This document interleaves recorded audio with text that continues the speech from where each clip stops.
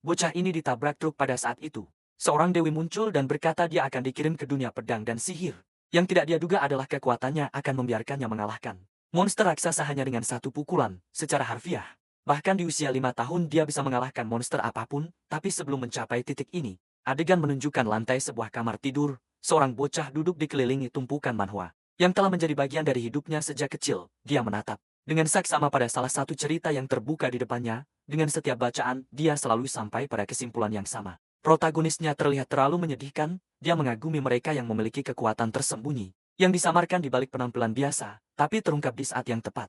Sejak kecil dia bermimpi menjadi salah satu karakter kuat yang misterius ini. Selama bertahun-tahun, dia mengembangkan kemampuan untuk membantu orang lain tanpa diketahui. Seorang wanita berusaha mendorong kereta dorong berat, tiba-tiba kekuatan beratnya menghilang membuat kereta dorong itu mudah bergerak. Dia bertanya-tanya mengapa demikian. Di balik dinding dia mengamati pemandangan itu dengan puas. Dia bergerak hati-hati menghindari terdeteksi. Dia memutuskan sudah cukup membantu untuk hari ini. Dia pergi merencanakan siapa yang akan dia bantu keesokan harinya, mempertahankan rutinitas 10 tahun. Puas karena tidak terlihat, dia ditabrak truk seberat 8 ton. Dia terbangun di tempat yang tidak dikenal. Dia berdiri bingung, mencoba memahami di mana dia berada, yakin bahwa dia telah mengalami kecelakaan. Suara wanita mengungkapkan bahwa ini adalah dunia pedang dan sihir. Di depannya, seorang wanita bersayap muncul melayang, mengatakan bahwa dia telah menunggu dia, jiwa murni. Dia memperkenalkan dirinya sebagai Hersia, Dewi dunia itu, dan mengumumkan bahwa dia akan menghidupkannya kembali. Dia bertanya apakah dia sudah tahu siapa dia. Hersia mengkonfirmasi, menjelaskan bahwa dia adalah salah satu dari sedikit orang yang membantu tanpa mencari pengakuan. Banyak dewa, katanya, terkejut dengan tindakannya, dia hanya mendengarkan kata-kata dewi itu. Dia menyadari bahwa tidak peduli seberapa keras dia berusaha untuk tidak terlihat, dia tidak berhasil menipu para dewa. Hersia mengamatinya dalam diam selama beberapa saat, dia berbalik dan memanggilnya dengan lucu. Seperti yang dia harapkan, dia mengumumkan bahwa dia akan memberinya berkah. Untuk menjadi apapun yang dia inginkan, bisa jadi pahlawan, raja iblis, naga, atau bahkan penguasa yang kuat. Lalu dia bertanya apa yang ingin dia jadi. Dia menjawab bahwa dia ingin menjadi HSC, membuat Dewi bingung dengan akronim itu. Dia berteriak bahwa dia ingin menjadi karakter dengan kekuatan tersembunyi. Dia menjelaskan bahwa dia selalu merasa ada yang hilang dari perbuatan baiknya. Dia ingat menyemprot orang secara diam-diam untuk mendinginkan mereka. Bagaimana dia membersihkan jalan tanpa ada yang menyadarinya. Dia menyatakan bahwa ini bukanlah menjadi HSC yang sejati. Karena tindakannya terlalu kecil, karakter dengan kekuatan tersembunyi hidup tanpa diketahui. Tetapi mengungkapkan kekuatan yang besar saat diperlukan, membuat semua orang di sekitarnya terkesan dengan kekuatan mereka. Dewi akhirnya mengerti bahwa dia ingin memiliki kekuatan yang luar biasa tetapi tersembunyi dan diabaikan. Menyatakan takdirnya, Hersia mengumumkan bahwa dia akan dilahirkan kembali sebagai orang biasa. Di dunia baru ini, kekuatan yang dimilikinya akan melampaui pahlawan manapun, raja iblis, atau naga, namun dia memperingatkan. Pada saat kekuatan itu terungkap, hatinya akan runtuh. Dia terdiam mendengar syarat itu dan bertanya mengapa itu bisa terjadi. Mengabaikan protesnya, Dewi mendoakannya damai di jalannya yang sepi. 2 tahun berlalu dan dia menyimpulkan bahwa Dewi sangat buruk dalam mendengarkan permintaan. Sekawanan serigala muncul di depannya. Tetapi dia meyakinkan dirinya bahwa semuanya masih terkendali. Dia menghadapi serigala raksasa dan menyatakan dirinya yang terkuat di daerah itu. Dalam sekejap mata, semua serigala terjatuh ke tanah. Dia mengamati hasilnya dan berkomentar betapa menyegarkannya kekuatan ini. Pemimpin kawanan bangkit dan dia bertanya-tanya apakah mereka tidak hanya berjumlah 5. Serigala itu kemudian melarikan diri dengan kecepatan tinggi. Dia menyaksikan pelariannya. Terkesan dengan kecepatannya saat dia mengamati. Dia menyadari hatinya tidak terpengaruh jika hanya monster yang menemukan kekuatan yang dimilikinya. Tetapi serigala itu terkena serangan dan terlempar ke tanah. Dia mendekati hewan itu dan memintanya untuk menunggu. Dia segera mulai berlari untuk menghentikan semua yang tersisa. Setelah berburu, dia melihat sekeliling dan menyadari tidak ada lagi monster atau orang di dekatnya. Yurian, seorang reinkarnasi berusia 9 tahun, memutuskan untuk kembali ke desa. Saat dia mendekat, dia mendengar seseorang memanggil namanya. Seorang gadis menghadangnya dan bertanya kemana dia pergi tanpa memberitahu siapapun. Dan dia menjawab bahwa dia mengalami sakit perut. Dia memarahinya, mengatakan seharusnya dia bilang sesuatu dan tidak pergi sendirian karena dia lemah. Dia mengingatkannya tentang kawanan serigala di dekatnya dan dia hanya meminta maaf. Dia berbalik kepada anak-anak lain dan berkomentar bahwa ada sedikit serigala yang membuatnya jauh lebih sulit. Salah satu anak laki-laki mengatakan semua ini berkat doa pendeta yang membuat bertani lebih mudah. Dia kemudian berharap tidak ada lagi kawanan serigala. Seorang pria menangkapnya dengan kasar. Dia melemparkannya ke tanah sambil berteriak agar anak-anak yatim tidak berkeliaran sendirian. Gadis itu berlari ke arahnya memanggil namanya. Pria itu menghina dia karena pendek dan lemah. Bahkan setelah mengasuhnya, temannya mendekat dan bertanya apakah dia baik-baik saja. Terbaring di tanah, Yurian meminta maaf. Lega dia tidak ketahuan. Direktur memerintahkan semua orang untuk mengambil sapu mereka dan keluar. Tidak pernah membayangkan bahwa dia telah menghilangkan monster, dia mengancam siapapun yang tidak menghafal lagu akan ditinggalkan untuk serigala, membuat Yorian berpikir bahwa ini adalah HSC yang sebenarnya. Anak-anak bernyanyi bahwa mereka bahagia meskipun mereka yatim piatu. Mereka terus menyapu sambil tersenyum karena direktur merawat mereka. Sementara mereka menyapu, Yorian dan gadis-gadis itu bernyanyi bahwa para penduduk desa memberi mereka makanan. Orang dewasa mengawasi anak-anak dan berkomentar betapa mereka ingin membalas usaha mereka. Mereka memuji direktur karena baik hati dan telah mengasuh anak yatim piatu yang tunawisma. Seorang wanita meminta suaminya untuk mengambil ayam untuk anak-anak, membuat mereka bersemangat. Kemudian, hidangan hangat dengan ayam dan minuman disajikan di meja. Direktur menikmati makan 2 paha ayam di sudut lain, hanya kentang yang mengisi 1 piring. Yorian mengamati makanan di depannya, anak-anak duduk di lantai. Dan dia bertanya-tanya mengapa hanya ada kentang. Gadis itu bertanya, mengapa mereka tidak mendapatkan ayam yang telah disumbangkan. Seorang anak laki-laki yang lebih tua menyuruhnya untuk makan dengan tenang. Sambil bilang lebih baik daripada kelaparan di luar, Yorian melirik direktur dengan kesal. Gadis berambut merah menarik perhatian semua orang, dan mengumumkan spesial hari itu, anak-anak berkumpul di sekitarnya. Terkejut melihat dia membawa telur, dia menjelaskan bahwa dia mengambilnya diam-diam dari Nona, dan menyarankan mereka memakannya cepat-cepat atau mencampurnya dengan kentang. Kegembiraan memenuhi kelompok itu dan salah satu dari mereka menyatakan akan memakan telurnya. Segera Yorian menatap makanan itu, air liurnya menetes. Gadis itu menawarkan telur miliknya, mengejutkannya dengan tindakan itu. Dia bersikeras mengatakan bahwa Yorian terlalu kurus dan direktur akan meninggalkannya jika dia tetap seperti itu. Meskipun begitu, dia menolak dan menyuruhnya untuk memakan telurnya. Dia mendekat dan mencoba memaksanya untuk menerimanya. Mengklaim telur itu akan busuk, suara keras perutnya memecah momen itu. Dan dia menggenggam lengannya. Terkejut dia menatapnya tidak tahu harus berkata apa. Dia hanya tertawa dan bersikeras agar dia makan. Yorian tersenyum mengklaim bahwa dia tidak lapar. Saat dia mengingat ketika pertama kali tiba di dunia ini, dia ingat bagaimana dia diperlakukan sebagai anak yatim yang terpinggirkan. Dalam ingatannya, tubuhnya dilempar keras ke tanah. Seorang pedagang menyuruhnya pergi, mengatakan bahwa dia menakut-nakuti pelanggan.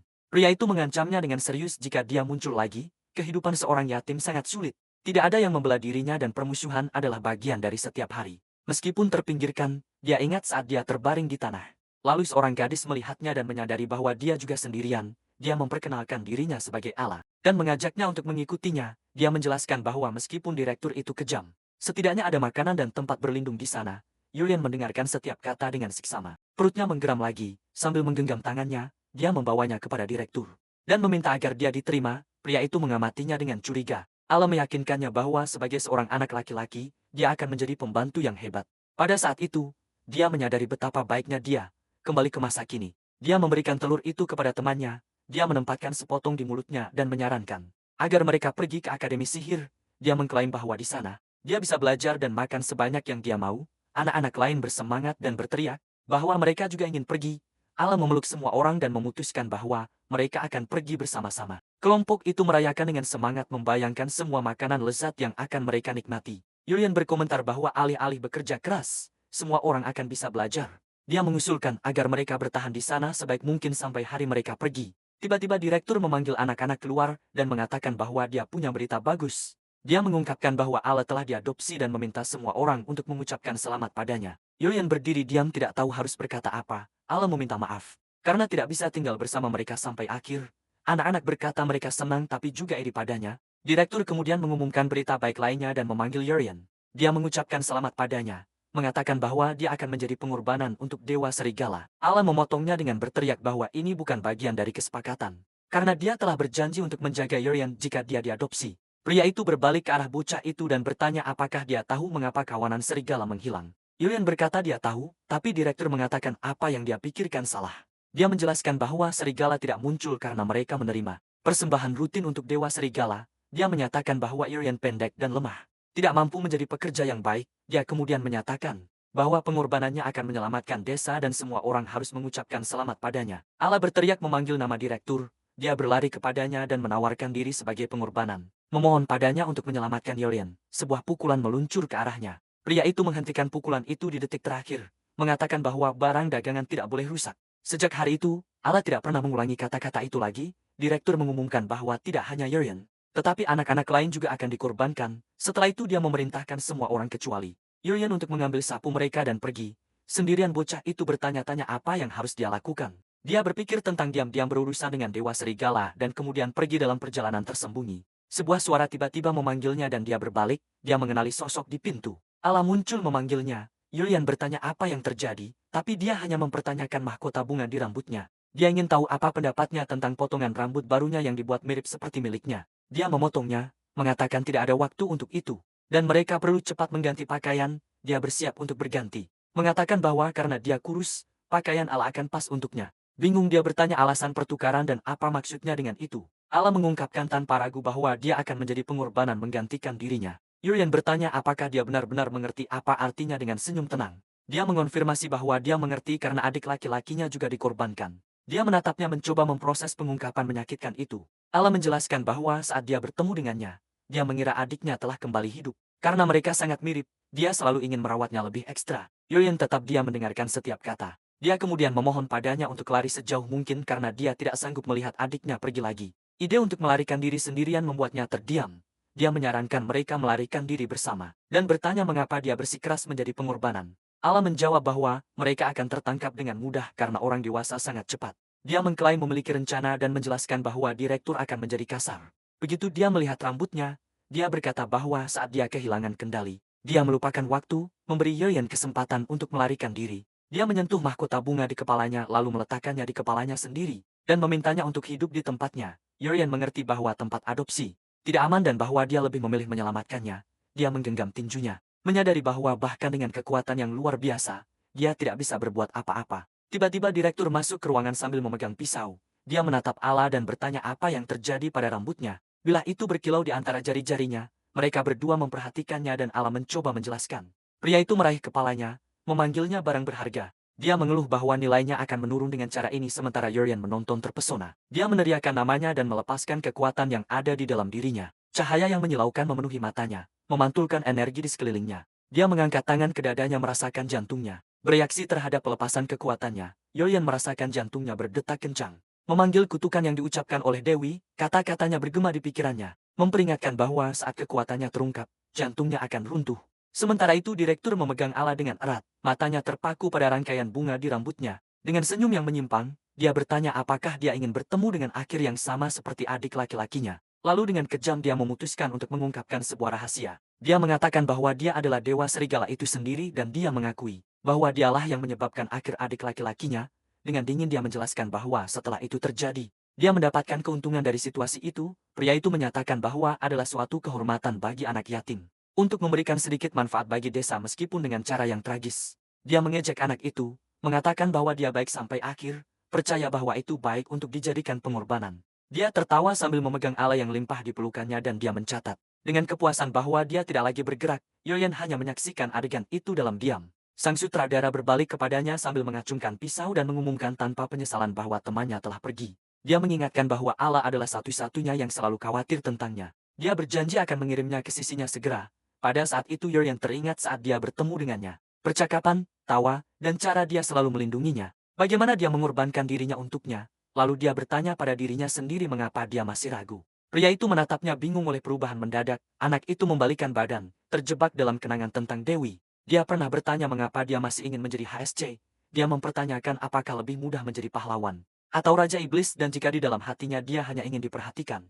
Yulian menjawab bahwa pahlawan dan Raja Iblis menggunakan kekuatan mereka untuk manusia atau iblis. Dewi itu mendengarkan dalam diam dan dia menyatakan bahwa dia tidak suka dengan ide itu. Di masa kini, anak itu akhirnya memutuskan. Dia ingin menggunakan kekuatannya untuk melindungi orang-orang yang dia cintai. Dengan satu gerakan dia meluncurkan serangan. Pukulan itu mengenai sutradara dengan tepat, energinya menembus melalui bangunan dan memproyeksikan ke langit. Tubuh Ala terlempar oleh dampaknya. Yulian berlari dan menangkapnya di pelukannya. Dia memanggilnya dengan putus asa. Dia meminta maaf karena terlambat. Saat dia batuk, matanya membelalak saat melihat betapa seriusnya situasi ini. Dia memanggil namanya sekali lagi dan dia menjawab dengan suara pelan. Yulian memanggil nama Ala lagi, lalu dia mengalirkan energi ke tangannya dan mengaktifkan kemampuan penyembuhan. Lukanya perlahan mulai menutup. Sebuah napas lega keluar darinya saat dia menyadari bahwa itu tidak terlambat. Tetapi saat dia memegangnya, ingatan tentang kutukan kembali terlintas di pikirannya. Tatapannya terhenti di horizon yang hancur dengan suara tegas. Ia menyatakan bahwa ia tidak menyesal. Setelah ledakan power ia merasa aneh bahwa ia masih hidup. Ia melihat ke bawah dan melihat direktur tergeletak di lantai dan tiba-tiba ia mengerti mengapa. Jika ia menghabisi musuh-musuhnya sebelum mereka menyadari kekuatannya, kutukan itu tidak akan mempengaruhi dia pada saat itu seorang protagonis yang tangguh lahir.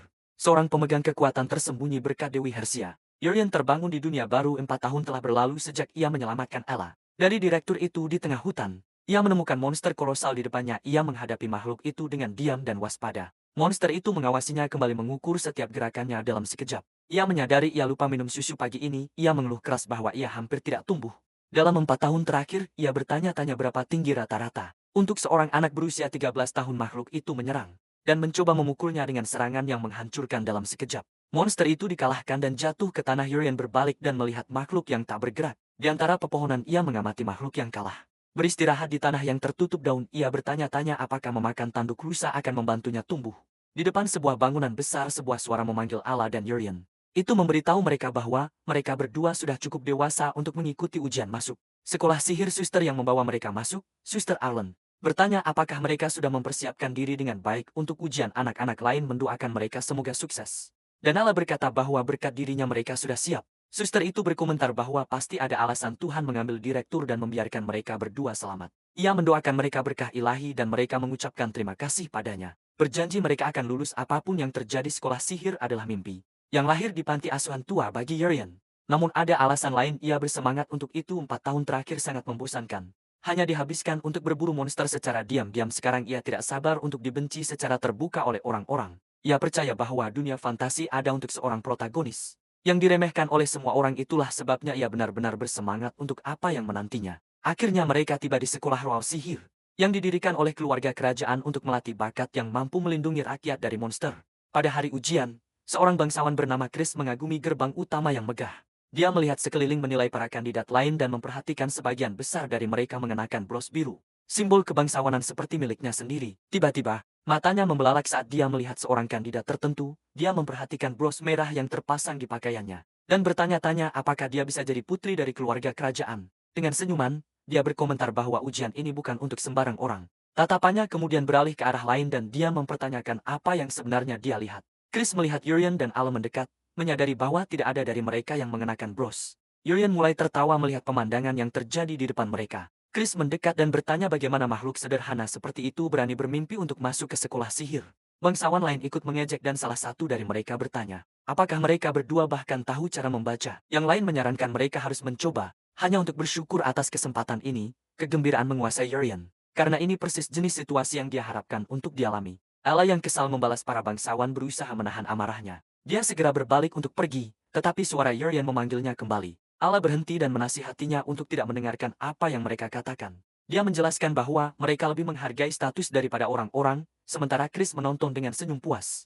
Urian berlari terburu-buru untuk mengejarnya, memintanya untuk menunggu. Pada saat itu, sebuah suara mengumumkan dimulainya ujian masuk sekolah yang ke-29.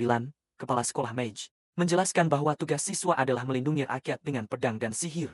Dia memberitahu mereka bahwa ujian ini akan menguji keterampilan dasar mereka dengan pedang dan kekuatan sihir mereka. Siswa lain berbisik tentang keberadaan seorang rakyat biasa, meragukan kemampuannya untuk bertarung. Seorang pria yang dibutakan memperkenalkan dirinya sebagai Gary Umbi, instruktur untuk ujian keterampilan pedang.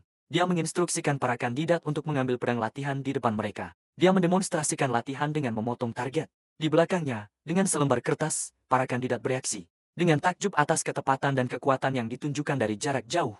Goryonbi memeriksa daftar nama dan memanggil kandidat pertama, Tian, seorang gadis berambut putih, menjawab panggilan dan mendekat.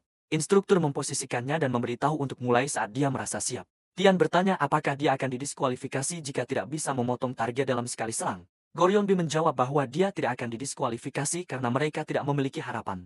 Untuk performa kandidat, dia menyimpulkan dengan mengatakan bahwa karena mereka masih anak-anak, mereka seharusnya melakukan apa yang bisa mereka lakukan. Tin memukul boneka latihan. Instruktur berkomentar bahwa dia bahkan tidak bisa memotongnya setengah dan memanggil nama berikutnya. Chris melangkah maju dan memotong target menjadi 2 segera setelah itu. Rachel juga membelah boneka latihan menjadi 2. Goryonbi memeriksa daftar dan memanggil Allah. Dia merespons dan memposisikan diri di samping Urian. Bocah itu memberi semangat dengan mengatakan bahwa syaratnya adalah memotong setengah dan dia bisa melakukannya dengan mudah. Allah berterima kasih padanya atas dorongan dengan senyuman singkat. Dia mengambil posisinya di depan target dan instruktur memberi sinyal untuk memulai. Para bangsawan mengejeknya, mengatakan bahwa memalukan berbagi ujian dengan orang biasa. Allah menarik napas dalam-dalam dan memfokuskan semua kekuatannya ke dalam serangan. Dia mengingat momen 4 tahun lalu ketika dia gagal melindungi Urian. Tatapannya terkunci pada target di depannya. Dengan satu serangan, dia memotong seluruh bagian atas boneka latihan. Instruktur Garyon Bei dengan hati-hati mengamati hasil potongan ala. Yurian menyaksikan penampilannya dengan senyuman samar. Para kandidat bereaksi dengan terkejut atas dampak serangan itu. Kerumunan terdiam, bertanya-tanya bagaimana seorang orang biasa bisa menjadi yang pertama memotong target sepenuhnya. Ala dengan tegas menyatakan bahwa sekarang dia akan menjadi yang melindungi Yurian. Menyatakan bahwa dia masih lemah. Garyon tetap diam selama beberapa detik, menganalisis apa yang terjadi. Sebuah tongkat sihir telah diletakkan di tengah target meskipun dengan semua kekuatan mereka. Tidak ada kandidat lain yang bisa melewatinya. Untuk memotong target, seseorang harus memperkuat senjata dengan sihir. Gadis itu melakukannya tanpa sadar. Sesuatu yang sulit bahkan untuk orang dewasa. Instruktur mengenali talentanya dan memanggil nama berikutnya di daftar, Yurian. Sebuah pedang latihan tertancap di tanah di depannya. Yurian mengambilnya dan bersiap untuk memulai ujian. Garyumbe memberinya izin untuk mulai saat dia siap sambil mengayunkan bilahnya. Dia hampir berhasil menggores permukaan target. Instruktur dan para kandidat mengamati hasilnya dalam diam. Segera tawa bergema di antara para bangsawan, mengatakan bahwa seorang rakyat biasa yang lemah tetaplah rakyat biasa. Yurian hanya tersenyum, yakin bahwa ujian berikutnya akan segera dimulai. Sebuah target baru diletakkan di tengah ruangan. Untuk ujian sihir, Instruktur G menjelaskan bahwa mereka akan menggunakan alat sihir untuk menyerangnya. Salah satu bangsawan mengakui bahwa dia tidak tahu cara menggunakan sihir dan dia dengan tenang meyakinkannya. Dia menunjukkan bagaimana alat itu menciptakan air, bahkan tanpa kontrol pengguna. Lalu dia mengumumkan bahwa kandidat pertama adalah Chris. Chris mengangkat tongkat dan menembakkan jet air ke arah target. Serangan itu mengenai pusat dengan tepat dan instruktur memuji penampilannya yang luar biasa. Teman-temannya mengucapkan selamat dengan antusias. Dia memintanya untuk kembali ke tempatnya dan memanggil yang berikutnya, Yurian. Dia merespons dengan cepat. Sementara Allah memberinya semangat dengan percaya diri mendekat. Dia mengulurkan tangannya untuk menerima tongkat sihir. Dia mengambil benda yang diberikan kepadanya dengan alami. Saat dia memegangnya, tongkat itu hancur di antara jarinya. Chris memarahinya, mengatakan bahwa seorang rakyat biasa bahkan tidak seharusnya berdiri di depan bangsawan. Yurian menatapnya dalam diam, menunjukkan tidak ada reaksi. Allah meneriakkan namanya dan instruktur memperingatkan bahwa pertarungan antara kandidat tidak akan ditoleransi. Dia meyakinkannya, mengatakan tidak apa-apa saat dia mengambil salah satu potongan yang dipegangnya. Serpihan itu dengan senyum percaya diri, dia berterima kasih kepada Chris. Menyatakan bahwa sekarang semua mata tertuju padanya. Dia bersiap untuk mengikuti ujian dengan tongkat yang patah. Dia berencana untuk gagal dengan sengaja, mengincar peran sempurna seorang karakter. Dengan kekuatan tersembunyi sedikit energi, berkumpul di ujung pecahan tapi saat dia mencoba mengeluarkan mantra, kekuatan mengejutkan meledak ke arahnya Yurian. Terkejut oleh kekuatan tak terduga dari serangannya sendiri Allah dan instruktur G melihat ke arah kejadian itu. Dan semua kandidat lainnya menyaksikan hasilnya. Yurian terdiam dengan apa yang baru saja terjadi. Dia melihat tongkat yang retak dan menyadari dia dalam masalah besar. Para kandidat bereaksi bingung dengan hasil ujian yang tak terduga. Instruktur Gi dan Allah menatap Yurian mencoba memahami apa yang terjadi. Chris dan teman-temannya bergumam tidak percaya dengan apa yang baru saja mereka lihat.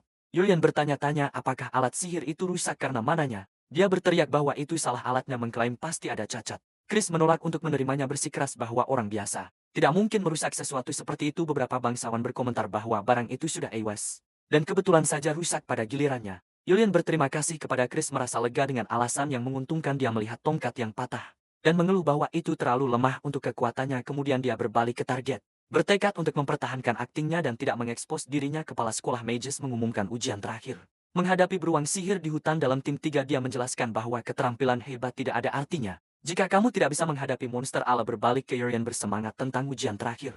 Dia mengingatkan bahwa mereka hanya selangkah lagi dari impian mereka dan perlu memberikan yang terbaik untuk lulus. Yurian setuju dengan antusias. Saat suara mengumumkan penugasan, tim suara yang sama memberitahu mereka bahwa kandidat dengan tanda yang sama harus berkumpul untuk membentuk kelompok mereka. Allah melihat simbol muncul di dadanya seorang kandidat mendekat, menunjuk ke bros identik yang dipasang di pakaiannya. Dia dan pasangannya memanggil Allah untuk bergabung dengan mereka dan menuju ke hutan. Bangsawan terdekat bereaksi marah dengan keberuntungan seorang rakyat biasa bergabung dengan tim putri. Yurian tersenyum melihat kelompok Allah terbentuk. Allah mengucapkan selamat tinggal, berjanji untuk melakukan yang terbaik. Dia melambaikan tangan kembali berharap dia beruntung.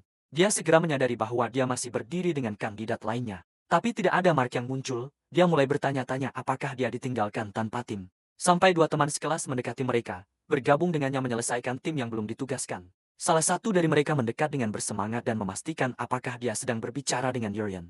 Dia memperkenalkan dirinya sebagai Rasko dan mengatakan bahwa dia melihatnya selama ujian, meminta agar mereka akur. Gadis di sampingnya memperkenalkan dirinya sebagai Tian. Yurian setuju, lega akhirnya memiliki tim. 2 bangsawan mengamati kelompok yang terbentuk dan bertukar senyum jahat. Mereka berkomentar bahwa tim dengan seorang rakyat biasa dan Rishia adalah kombinasi terburuk yang mungkin. Mereka mengejeknya karena ini adalah kali keempat dia mengikuti ujian masuk. Kemudian mereka beralih ke Tian dan menyebutnya sebagai bangsawan yang ditinggalkan. Mereka tertawa pada tim yang tidak cocok yang mereka bentuk. Yurian menatap tajam ke arah mereka. Tidak mengerti alasan ejekan mereka. Rekan-rekannya ternyata adalah peserta ujian ulang dan bangsawan yang ditinggalkan. Kelompok bangsawan terus tertawa pada situasi mereka. Yurian hanya tersenyum dan bertanya apakah mereka tidak bisa lulus ujian. Dua orang itu menatapnya terkejut oleh sikap tenangnya. Rachel tersenyum lebar. Dia mendekat dan mengatakan Yurian persis seperti yang dia bayangkan. Mengklaim bahwa dia tidak salah tentang dirinya. Dia mengagumi kepercayaan diri yang ditunjukkan pemuda itu. Di depan para bangsawan, sesuatu yang dia harap dia miliki. Dia mendorongnya untuk lulus ujian apapun yang terjadi, membuatnya terdiam. Remaja itu bagaimanapun bertanya apakah mereka benar-benar bisa lulus. Yurian mengakui bahwa dia tidak melakukannya dengan baik dalam ujian sihir dan seni pedang. Dia ingat penampilannya yang bencana di keduanya. Tiba-tiba dia menyadari sesuatu. Dia gagal dalam ujian seni pedang. Dan dia juga gagal dalam ujian sihir. Dia mulai bertanya-tanya bagaimana dia masih dalam perlombaan. Setelah dua kegagalan, dia teringat kata-kata penyemangat Allah. Kepanikan menyelimuti saat dia berpikir dia tidak akan bisa lulus. Bersamanya, Rachel meyakinkannya. Menjamin masih ada kesempatan. Dia menjelaskan bahwa karena dia sudah mencoba 4 kali. Dia tahu mungkin untuk gagal dalam 2 ujian pertama, dia mengungkapkan bahwa ujian monster lebih bernilai poin. Dan jika mereka bergabung, mereka semua bisa lulus. Yurian merasa lebih baik, lega bahwa masih ada harapan untuk lulus bersama Allah. Yurian bersorak lega karena masih ada harapan untuk lulus bersama Allah. Dan kenyataan hutan terbukti jauh lebih sulit. Seluruh tim lari dari monster sementara Rachel memohon kepada Tian untuk melakukan sesuatu. Karena dia seorang bangsawan di tengah pengejaran. Seberkas cahaya memotong melalui pepohonan. Kelompok itu berhenti. Dan Risa berkomentar bahwa ujian ini seintens yang dia bayangkan. Yurian mengerti bahwa dia perlu menghentikan beruang ajaib agar diterima di akademi. Dia menyadari, bagaimanapun, bahwa dia tidak bisa melakukannya dengan 2 teman ini. Dia bertanya pada dirinya sendiri apa yang harus dia lakukan. Yakin dia bisa menghadapi 100 dari mereka sendirian. Rachel menyatakan bahwa dengan kecepatan ini mereka semua akan gagal. Tim menyatakan ini adalah kesempatan terakhirnya. Dan dia sama sekali tidak boleh gagal. Dia menyarankan agar mereka fokus hanya pada menangkap monster. Mula Rachel setuju, menjelaskan bahwa karena mereka terlalu lemah untuk pertarungan langsung, mereka harus fokus pada mengambil molar. Pada saat itu, dia mendapat ide brilian. Yurian bertanya apakah itu bahkan mungkin. Tetapi Risha meyakinkannya bahwa dia tahu caranya. Dia mencatat bahwa beruang ajaib selalu menjaga molarnya. Terbuka, dia mengklaim bahwa jika mereka mengikuti instruksinya, mereka bisa mendapatkan molar tanpa mengalahkan makhluk itu. Dia merasa beruntung karena beruang adalah monster termudah. Di semua ujian berburu, dia memberikan sesuatu kepada Tian dan memberitahunya untuk menyebarkannya. Di tubuhnya, Tian memegang benda itu dan bertanya apa itu. Rachel mengungkapkan itu adalah esensi berburu, menjelaskan rencananya adalah untuk membuat monster marah dengan aroma dan kemudian merusak molarnya. Tian terdiam oleh penjelasan itu. Dia mencoba berargumen bahwa itu terdengar terlalu berisiko. Rachel meyakinkannya bahwa itu akan berhasil. Sambil memecahkan benda itu, dia menambahkan bahwa monster beruang mengabaikan segalanya saat sedang makan, yang hanya membuat Tian semakin khawatir. Dia bersiap untuk bertindak tetapi tiba-tiba terhenti. Yurian menggenggam lengan pemuda itu dengan erat. Dia mempertanyakan apakah dia benar-benar mengirim Tian ke dalam bahaya besar seperti itu. Bajingan itu berbalik menghadapnya. Dia bertanya apakah Yurian tidak ingin pergi ke akademi bersama saudarinya. Dia menarik lengannya dan menyatakan bahwa terkadang kamu harus mengambil risiko besar. Dia menantangnya untuk menemukan cara yang lebih baik untuk menghentikan monster. Dia berteriak bahwa mereka tidak akan pernah berhasil karena mereka berasal dari kelas bawah. Dia menjelaskan bahwa tidak seperti bangsawan. Mereka tidak dilahirkan dengan mana jadi mereka harus bersatu. Dia menyimpulkan itu adalah kesepakatan yang baik jika mereka berdua lulus meskipun itu berarti membahayakan seorang bangsawan. Dia menyatakan bahwa karena dia adalah bangsawan yang ditinggalkan, mereka bisa menggunakannya sebagai umpan tanpa khawatir. Tian kemudian ingat seseorang yang mengatakan dia gagal ujian lagi. Orang itu membandingkannya dengan kakak laki-lakinya yang hebat, Ricky, meragukan apakah mereka bahkan ada hubungan. Mereka bertanya apakah Tian adalah hai bagi keluarga Count. Yurian menyela. Mengatakan tidak masalah jika dia ditinggalkan atau diabaikan. Dia menyatakan bahwa akan ada waktu bagi setiap orang untuk bersinar. Dia berteriak agar mereka tidak sembarangan menentukan nilai orang lain. Rachel bereaksi terhadap kata-katanya dengan kesal. Dia melemparkan esensi berburu ke Yurian dan Tian. Dia berteriak agar Yurian menghadapi monster bersamanya. Beruang itu melihat mereka berdua yang tertutup esensi. Makhluk itu menerjang ke arah mereka. Tian menatap monster yang mendekat. Yurian berbalik menghadapi makhluk itu dan tersenyum tipis. Tian mengeluarkan teriakan. Pandangannya beralih ke samping. Yurian menyaksikan adegan itu. Tian memutuskan dia harus mengalahkan monster itu sendiri. Makhluk itu melompat ke arah mereka dengan mulut terbuka lebar. Dia bersiap untuk bertarung. Dia menghadapi monster di depannya. Suara seorang wanita mengklaim dia adalah hai bagi keluarga. Tian menggertakkan giginya. Yorian memanggil perisai untuk memblokir serangan makhluk itu. Dia berteriak bahwa dia juga seorang bangsawan. Dia melancarkan mantra pedang ke arah monster. Serangan itu mengenai makhluk itu secara langsung. Tian tersenyum, tetapi monster itu tetap tidak terluka. Dia menyadari bahwa dia bahkan tidak meninggalkan goresan. Yorian mengomentari bahwa monster itu tangguh. Saat Tian memohon padanya untuk mengeluarkannya dari sana, dia melihatnya dengan bingung. Dia bertanya apakah udara mulai dingin dan memperingatkannya bahwa pendaratan mungkin sedikit menyakitkan. Dia menjelaskan bahwa dia hanya tahu cara meluncurkannya ke udara. Karena dia belum belajar cara mendarat dengan aman, dengan senyuman. Dia mengatakan itu masih lebih baik daripada mati, lalu dia meluncurkannya ke atas. Dia menyatakan bahwa meskipun dia telah dibuang atau diabaikan, waktunya untuk bersinar akan datang. Saat dia terbang, Tian berterima kasih padanya karena memberinya keberanian. Monster itu menyerang, dan dia berharap Yorian berhasil menjauh. Serangan itu datang dengan cepat. Tian terlempar jauh, dia jatuh ke tanah. Yorian memegangnya di pelukannya, dan menyatakan bahwa waktunya untuk bersinar sudah berlalu. Dia memberitahu monster bahwa orang berkacamata itu kabur untuk menghindari masalah. Dia menyimpulkan bahwa berkat itu, dia bisa menyelamatkan anak ini. Dia berbalik ke monster dan berkata pertama, dia menyerang makhluk itu. Menyatakan bahwa dia akan mengumpulkan barang-barang, serangannya mengenai beruang ajaib dengan tepat. Yorian bertanya-tanya apakah dia harus menyiapkan lelucon untuk saat orang berkacamata itu kembali. Bertanya-tanya kemana dia pergi, Risa yang tersembunyi menyaksikan adegan itu dalam kilas balik. Seorang siswa mempertanyakan kelompok lain tentang apa yang mereka lakukan. Kelompok orang biasa menatap tajam para bangsawan. Chris didampingi Putri dan Ala, menyatakan bahwa pedang dan tongkat seharusnya hanya diangkat melawan monster. Seorang rakyat biasa memanggil seorang gadis di kelompok itu menawarkan untuk membantunya lulus ujian. Chris bertanya bagaimana mereka akan melakukannya, karena hanya kepala sekolah yang memiliki kekuatan untuk lulus atau gagal. Seorang siswa muda mengungkapkan bahwa mereka berencana membuat para bangsawan gagal agar mereka bisa lulus sebagai gantinya, tetapi dia dimarahi karena mengungkapkan rencana itu. Chris menyadari bahwa kelas bawah telah bersatu dan siswa itu berteriak bahwa ini salah para bangsawan. Karena ingin semua orang gagal bersama, dia mengulangi undangan kepada gadis itu dan mengejek kelompok itu, bertanya apakah mereka benar-benar berpikir bisa mengalahkan dia. Dengan dia di sisi mereka, pemimpin rakyat biasa menjawab bahwa mereka bukan yang akan mengalahkan dia. Sementara rekannya memperingatkan dia untuk tidak mengungkapkan apapun lagi. Mengabaikan peringatan itu, dia berteriak bahwa monster akan melakukannya karena mereka menggunakan beruang untuk mengeliminasi para bangsawan. Chris menyatakan bahwa dia mengerti situasinya.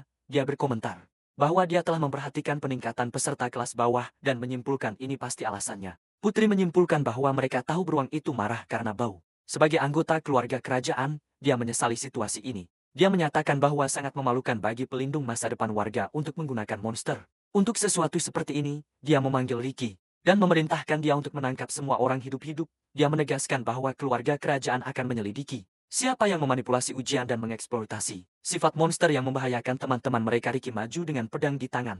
Dia bersiap untuk menyerang. Dia meluncurkan serangan ke arah siswa-siswa biasa. Pukulan itu mengenai pemuda-pemuda. Ricky menatap mereka tajam.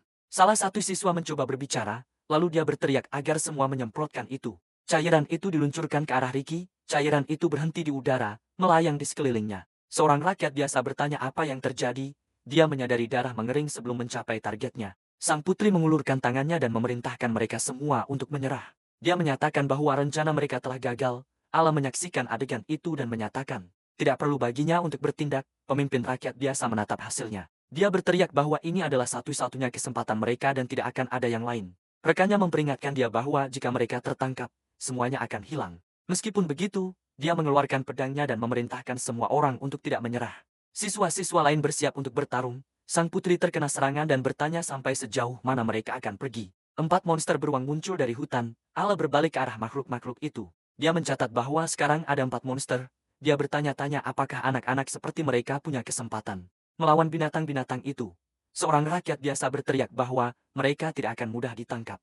Tetapi Ricky hanya membisikkan kata angin. Dia menggunakan sihir untuk mengangkat penghalang antara siswa-siswa dan monster-monster itu. Anak-anak kelas bawah melihat ke atas. Allah memperingatkan mereka untuk tidak terluka hanya karena rencana mereka gagal. Ricky menyatakan bahwa mereka juga warga kerajaan ini. Pemimpin rakyat biasa muncul terikat di pohon. Ricky mendekat dan berkomentar bahwa dia sekarang ingat saudara laki-laki orang itu ada di kelompok itu. Siswa yang terikat itu tersenyum dan bertanya apakah itu sebabnya. Dia kemudian menyadari bahwa baik saudara laki-laki maupun saudara perempuannya ada di sana. Dia berteriak bahwa adik-adik mereka tidak lagi ada di sini, dan tidak ada artinya dibandingkan dengan mereka berdua. Dia melanjutkan, mengatakan bahwa beruang-beruang itu pasti sudah menyerang, semoga salah satu dari mereka masih bertarung. Sang putri memerintahkan Ricky untuk segera mengejar mereka karena mungkin masih ada jejak. Ala mencoba mengikutinya tetapi sang putri menghentikannya dan memberitahunya untuk tetap di tempat. Dia berbalik kepadanya dan bertanya mengapa. Dia berteriak bahwa adik laki-lakinya juga ada di luar sana. Sang putri mengatakan bahwa dia mengerti bagaimana rasanya mendengar sesuatu seperti itu mungkin terjadi pada keluarganya sendiri. Tapi dia menyatakan bahwa gadis itu hanya akan mengganggu siswa yang ditangkap. Menjelaskan bahwa jika semuanya terjadi seperti yang dia katakan, lokasi kejadian akan menjadi berantakan berdarah. Monster yang tertarik oleh bau darah akan berkumpul. Membuatnya mustahil untuk mengetahui berapa banyak yang akan ada. Sang putri berkomentar bahwa Ricky memiliki kemampuan untuk mengalahkan semuanya. Tapi bertarung sambil melindunginya akan sulit. Bahkan untuk dirinya, dia kemudian meminta Allah untuk mempercayainya dan menunggu di sampingnya. Tetapi mengencangkan genggamannya pada pedangnya dan membisikkan nama Urian di tempat lain di hutan. Ricky berlari dengan kecepatan tinggi melalui pepohonan. Dia menemukan Tian terbaring di tanah. Dia merasakan kehadatan yang mendekat. Dia melompat mundur menghindari serangan dari sosok bertopeng. Orang asing itu bertanya mengapa dia bukan pria berkacamata. Ricky memperhatikan bros hitam si penyerang. Dan menyadari ada orang lain di sana, Tian tetap tak bergerak di tanah. Dia berbalik ke musuh dan mempertanyakan bagaimana dia berani, lalu menyerang. Ricky bertanya-tanya bagaimana serangannya bisa diblokir. Pria bertopeng itu berkomentar bahwa serangan mendadak sedikit berbahaya. Dia bertanya apakah dia pikir bisa lolos tanpa luka. Setelah menyerang adik perempuannya, pemuda bertopeng itu bertanya, apakah dia seharusnya menjadi adik perempuannya? Dia meminta Ricky untuk tenang dan mendengarkan. Sambil mengatakan bahwa dia mengerti kesalahpahaman itu, Ricky hanya membisikkan kata angin. Pria bertopeng itu menyaksikan sihir terbentuk, sembusan angin diluncurkan ke arahnya. Pemuda itu berkomentar bahwa itu berbahaya dan hampir memecahkan topengnya. Dia melihat Ricky menciptakan pelindung angin di sekitar Tian. Ricky berbalik dan memanggilnya seorang petani. Pemuda bertopeng itu berterima kasih padanya, mengatakan bahwa dia tidak percaya Ricky adalah salah satu sisa. Sebagai pengakuan atas dia yang menghindari serangannya 2 kali, Ricky memutuskan untuk memperkenalkan diri. Dia mengungkapkan namanya adalah Ricky, putra sulung dari keluarga Viscount, yang melayani roh angin, sementara pemuda lainnya memperkenalkan dirinya sebagai Urian Sunghon. Ricky mengulangi nama Urian Sunghon dan karena dia mengklaim bukan sisa, dia berkata akan mengajukan pertanyaan. Dia bertanya apakah pemuda itu tahu siapa yang meninggalkan adiknya dalam keadaan itu. Urian Sunghon berbalik dan bertanya tentang adiknya. Sebuah gambar Urian yang memegang Tian yang tidak sadar muncul. Urian Sunghon menunjuk ke dirinya sendiri dan bertanya aku. Dia mengakui bahwa dia yang membuatnya pingsan, tetapi Ricky memotongnya. Dia menyatakan bahwa kali ini dia akan menghancurkan helm itu. Urian Sangun yang pertama berkomentar bahwa menyelesaikan kesalahpahaman itu tidak mudah. Dia bilang dia perlu mengambil sesuatu segera. Dia melesat maju dengan kecepatan tinggi, menyatakan bahwa dia akan berbicara lebih tenang lain kali. Ricky mengamati kecepatannya. Dia menyimpulkan bahwa dari cara dia bergerak, dia setidaknya adalah seorang kesatria tingkat menengah. Meskipun begitu dia berhasil menghalangi dia. Sambil mengatakan bahwa dia sudah membaca gerakannya, dia bersiap untuk menyerang. Dia menyatakan bahwa pedangnya lebih cepat. Dia menyerang percaya bahwa dia telah mengenai lawannya. Dia menyadari bahwa serangannya meleset. Dia berbalik dan melihat bahwa lawannya telah menghilang. Dia melihat sekeliling mencari dia. Dia melihat ke atas. Urai Sungong muncul dari belakang dan menjatuhkannya ke tanah. Pemuda bertopeng itu bertanya apakah itu adalah bayangannya. Tak lama kemudian diumumkan bahwa ujian masuk yang ke-29 telah berakhir. Seorang pria melaporkan bahwa ada insiden yang tidak menyenangkan. Tetapi putri berhasil menangkap para pelaku dan tim penyelidikan kerajaan sedang menangani kasus ini. Di ruang rapat, Mages mengucapkan selamat kepada para instruktur atas kerja keras mereka. Tetapi salah satu dari mereka tidak setuju tentang kualitas para siswa. Dia mengklaim bahwa tahun ini berantakan karena rakyat biasa dan kelas bawah semua teraduk. Dia memarahinya, mengatakan bahwa Akademi Sihir Kerajaan tidak memperhitungkan status sosial. Tetapi dia berteriak bahwa itu bohong dan akademi ada untuk memenuhi tugas seorang bangsawan. Instruktur lainnya meminta dia untuk tidak menggunakan nama ayahnya saat berbicara tentang akademi. Tetapi argumen itu terputus. Mages memerintahkan pria itu untuk menjelaskan sisa kepada mereka. Pria itu melaporkan bahwa 29 orang telah lulus dan 10 teratas adalah para kandidat berkumpul di sekitar daftar hasil untuk memeriksa peringkat mereka. Putri Rudy diumumkan sebagai juara pertama. Ricky di tempat kedua menemukan As Sungong yang tidak hadir. Aneh karena dia tidak percaya dia bisa gagal. Jane merayakan tempat ketiga, mengatakan ibunya akan senang. Saudara perempuan Xia dan Mu di tempat keempat dan kelima membicarakan kriteria evaluasi pribadi. Ala merayakan tempat keenam dan bertanya-tanya di mana Urian. Chris di tempat ketujuh menuduh gadis kelas bawah itu curang untuk mengalahkannya. Rizzo yang finish di tempat ke-8 merasa kesal. Dia bahkan ikut ujian dan mengancam akan memukuli seseorang di peringkat ke-9. Hina sangat senang dengan kehadiran sang putri dan bermimpi menjadi temannya. Kelayat di peringkat ke-10 memutuskan untuk menghindari cowok berambut panjang karena kepribadiannya Tina. Merasa lega melihat dia lulus di peringkat ke-24. Dia bangga dengan peringkat kedua saudaranya. Lalu mencari nama Urian. Urian tersenyum tipis. Kemudian dia mulai berkeringat menyadari ini buruk, dia menemukan bahwa dia gagal. Dia bertanya pada dirinya sendiri apakah dia terlalu santai selama ujian karena dia yakin dia mendapatkan item. Allah berlari ke arahnya mengatakan dia mendengar tentang jebakan. Tetapi senang melihat dia baik-baik saja, dia bilang ingin mengejarnya segera. Tetapi Yurian menenangkannya dan meminta maaf karena membuatnya khawatir. Dia mengucapkan selamat padanya atas peringkat ke-6 dan berkomentar tentang keuntungan berada di 10 besar. Allah berterima kasih padanya, bilang itu keberuntungan, dan berharap dia akan memiliki keberuntungan yang sama tahun depan. Yurian bingung dan mengulang kata-katanya. Tahun depan, dia mengumumkan bahwa dia tidak akan mendaftar, dan menyarankan mereka masuk bersama tahun depan. Dia mengingatkannya bahwa tujuan mereka adalah masuk akademi bersama. Chris muncul, tertawa dan bilang itu hebat mereka bisa gagal bersama. Dia terus tertawa. Ella dan Yurian menatapnya. Cowok berambut pirang stroberi itu mengawasi mereka. Tak lama kemudian dia mulai cekikikan lagi. Yurian bertanya-tanya apakah dia harus memukulnya. Di ruang pertemuan, Gi membanting meja dan berteriak bahwa dia tidak bisa menerima hasil ini. Main kemudian berkomentar bahwa dia pikir hasilnya sesuai harapan. Tetapi dia menjelaskan bahwa dia tidak berbicara tentang 10 besar tetapi fakta bahwa kandidat Yurian tidak lulus. Asisten menjelaskan bahwa meskipun Yurian adalah saudara Allah dan membawa item, tampaknya dia tidak mendapatkannya sendiri. Garyunbi kemudian menambahkan bahwa dibandingkan dengan saudarinya, kemampuan pedangnya lemah. Gi bersikeras menyatakan bahwa kandidat Yurian memiliki bakat yang luar biasa. Chris terus tertawa atas kegagalan Yurian. Dia mulai menari sambil berteriak bahwa dia gagal. Ejekan terus berlanjut dengan lebih banyak gerakan tari. Yurian hanya menatapnya dengan senyuman. Tiba-tiba seorang asisten berlari masuk ke aula dan mengumumkan sebuah pernyataan darurat. Dia memberitahu mereka bahwa satu kandidat lagi akan diterima selain 29 siswa lainnya. Nama siswa yang diterima dalam spesialisasi sihir adalah Yurian. Kandidat lainnya bereaksi terkejut atas penerimaan khusus orang rakyat biasa. Allah mengucapkan selamat padanya, mengatakan mereka bisa mendaftar bersama. Tapi Yurian masih belum mengerti situasinya. Di ruang pertemuan, Jia berargumen bahwa dia tidak bisa memahami penolakan itu. Menyatakan bahwa Yurian memiliki potensi yang sangat besar.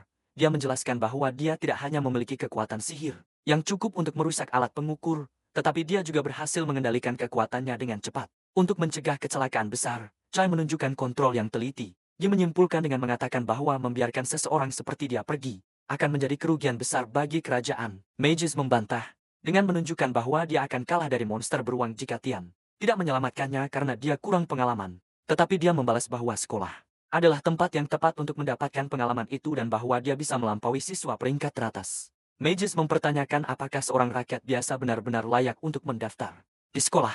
Gi menjawab bahwa yang tidak layak ada di sana adalah dia, seorang guru yang secara terang-terangan mendiskriminasi seorang siswa. Dia kemudian menyatakan bahwa sekolah sihir ada untuk melatih pejuang berbakat dan bahwa status tidak penting. Dia menambahkan bahwa dia percaya pada Profesor Gi, salah satu dari sedikit main pahlawan di negara ini, mengingat betapa banyak dia memuji siswa itu. Akan sangat bodoh untuk menyia-nyiakan bakatnya menggunakan wewenangnya sebagai direktur.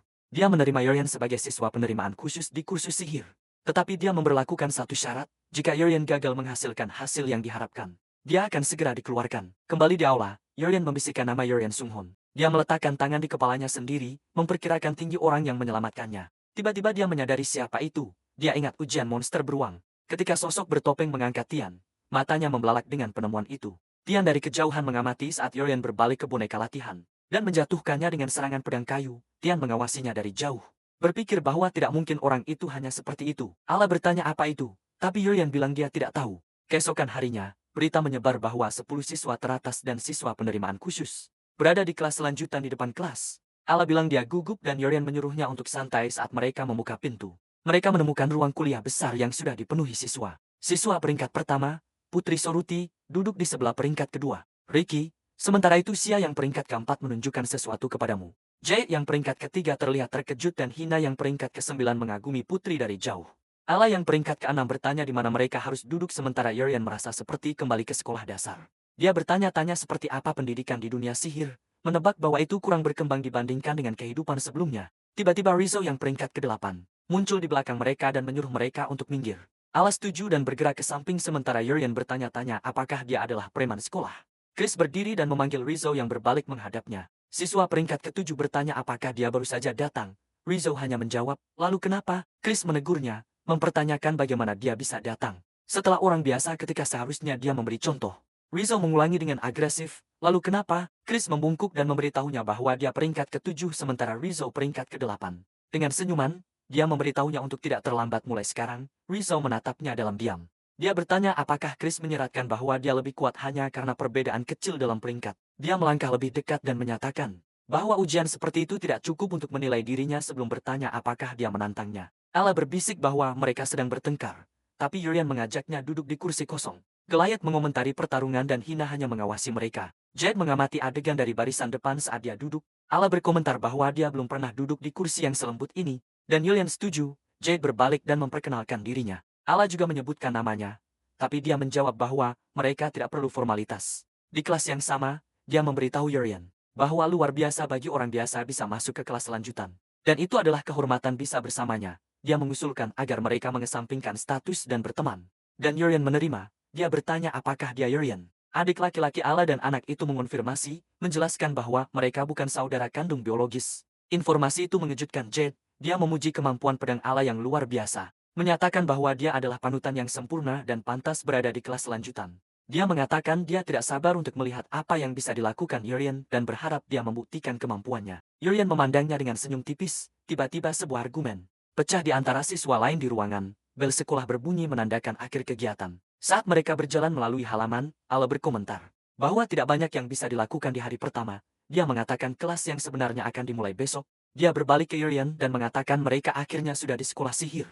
Dia menyarankan agar mereka bersenang-senang sampai saudara-saudara mereka yang lain tiba. Dan dia setuju. Dari kejauhan dua siswa tingkat atas mengawasi mereka. Terkejut bahwa mereka sebenarnya orang biasa. Salah satu dari mereka berkomentar bahwa standar sekolah telah turun ke titik di mana orang biasa diizinkan masuk ke kelas lanjutan.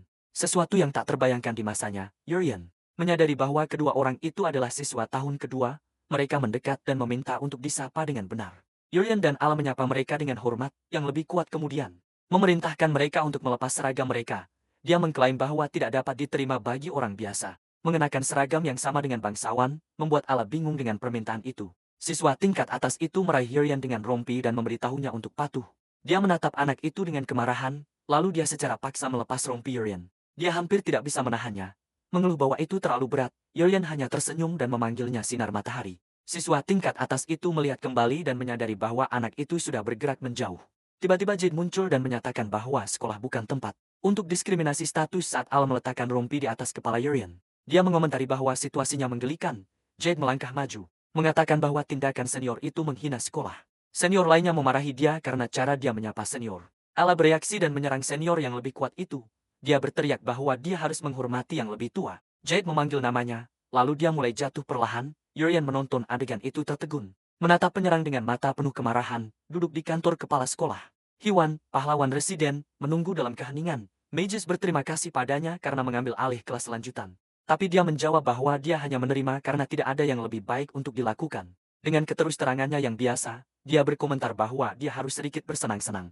Mages menunjukkan bahwa kelas tahun ini akan menjadi salah satu yang paling signifikan dalam sejarah sekolah. Hiwan yang penasaran bertanya apa maksudnya dan apakah dia berbicara tentang saudara-saudara itu. Mages mengingat bahwa meskipun ada penolakan dari para bangsawan, mereka diterima sebagai siswa khusus di kelas lanjutan. Dia melanjutkan, menyatakan bahwa dia memahami penerimaan saudari yang secara naluriah menginfuskan Mon ke dalam pedangnya. Meskipun dia seorang rakyat biasa, Hiwan setuju bahwa Allah luar biasa dan pasti akan mendapatkan tempat yang dijamin jika dia lahir sebagai bangsawan. Tapi dia menunjukkan bahwa hal yang sama tidak bisa dikatakan untuk saudaranya. Mages mengingat insistensi gak tentang bakat besar si bocah yang tidak seperti saudarinya. Belum membuktikan apa-apa, Hiwan menyimpulkan bahwa meskipun begitu, dia menerima gelar khusus karena signifikansi yang disebutkan Mages. Mages bertanya, apakah dia berpikir bahwa sistem sekolah saat ini berjalan seperti seharusnya. Dia menjelaskan bahwa tempat itu seharusnya mengembangkan bakat tanpa memandang status. Tapi itu telah menjadi batu loncatan bagi para bangsawan yang mengutuk kerajaan pada kegagalan. Hiwan menjawab bahwa dia hanya dilatih untuk bertarung, tapi dia sepenuhnya mempercayai penilaiannya. Berbalik, Mages kembali ke topik signifikansi besar yang dia sebutkan sebelumnya, menunjuk ke jendela. Dia berkata bahwa saudara-saudara itu sedang dibuli di luar dan perlu dihentikan. Hiwan memberitahunya untuk tenang, menyarankan mereka hanya menonton untuk sekarang. Dengan mata yang tajam, dia menyatakan, dia penasaran untuk memahami arti di halaman. Seorang kakak kelas menuntut rasa hormat dan mendaratkan pukulan keras pada Ala. Jade berteriak nama gadis itu. Ala terjatuh akibat dampak pukulan. Yurian menyaksikan seluruh adegan dengan tatapan tajam. Jade mengambil posisi bertarung dan memerintahkan Yurian untuk membawa Ala ke ruang kesehatan. Dia bersumpah akan menyeret penyerang ke urusan siswa. Seorang kakak kelas keberatan mengingatkan dia bahwa mereka adalah siswa tahun kedua. Penyerang tiba-tiba menyadari sebuah tombol di tangannya. tidak mengerti bagaimana Yorian bisa lolos. Dia menyadari bahwa dia bahkan belum melonggarkan genggamannya, namun Yorian sudah memegang ala di pelukannya. Dengan jantung berdebar, Yorian mengingat kembali momen ketika kakak kelas itu memukul saudarinya. Dia juga mengingat tinju yang dipenuhi kekuatan, yang akan menghantamnya dengan penuh kekuatan, dengan ala aman di pelukannya. Dia menghadapi kakak kelas itu tanpa ragu. Jade menangkap pergelangan tangan penyerang, yang panik dan mencoba untuk lepas, terkejut oleh kekuatan seseorang yang lebih kecil. Penyerang berjuang untuk lepas, tetapi Jade juga kesulitan menahannya. Dengan gigi terkatup, kakak kelas itu mencoba melawan, berteriak meminta Nigel untuk menggunakan sihir. Nigel mengeluarkan tongkatnya untuk mengembalikan martabat kakak kelas itu. Tetapi Jade menyuruhnya untuk menunggu, mendapatkan omelan dari Yorian karena menggunakan sihir. Di dalam sekolah, anak laki-laki itu disuruh mundur. Jade terkejut melihatnya masih di sana saat Yorian mengaktifkan kemampuannya untuk menyembuhkan Allah. Meyakinkannya bahwa dia sudah mengurusnya, dia memperingatkan bahwa dia akan menangani sisanya. Terdiam, Jade berdiri dengan tongkat di tangannya dari jendela. Penyihir dan Hayuan menyaksikan semuanya dalam keheningan. Allah terbangun dan Yorian bertanya apakah dia baik-baik saja. Memberitahunya untuk tidak memaksakan diri bangkit. Dia mengumumkan bahwa dia akan menunjukkan metode pertama yang dia buat. Untuk menyembunyikan kekuatannya, kebingungan tiba-tiba melanda Yorian. Dia melihat Jay dan dua kakak kelas sedang berdansa bersama. Menghadap kepala sekolah, Hyun memecah keheningan. Dia mempertanyakan apakah dia menjadikan Yorian siswa khusus. Sudah mengetahui tentang kemampuannya di halaman, Allah bertanya kepada Yorian apa yang terjadi. Jade mendekat ingin tahu bagaimana Allah bisa sepenuhnya pulih.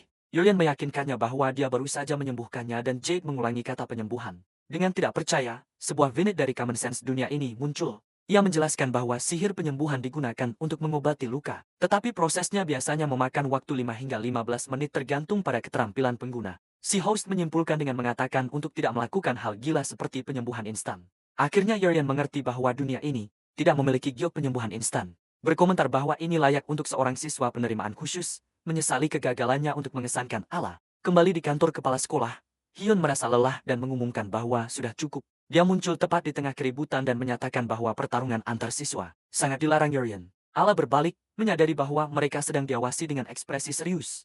Hyun menghadapi mereka berdua. Dia berkomentar bahwa ada banyak siswa menarik. Tahun ini, dia memberitahu semua orang untuk pergi dan berjanji berpura-pura tidak melihat apa-apa. Karena ini adalah upacara penerimaan, senior meminta maaf, berterima kasih padanya dan tetap bersumpah untuk membalas dendam pada mahasiswa baru. Kemudian di asrama, Yorian bersemangat ketika dia menemukan dia akan memiliki kamar pribadi dan tempat tidur.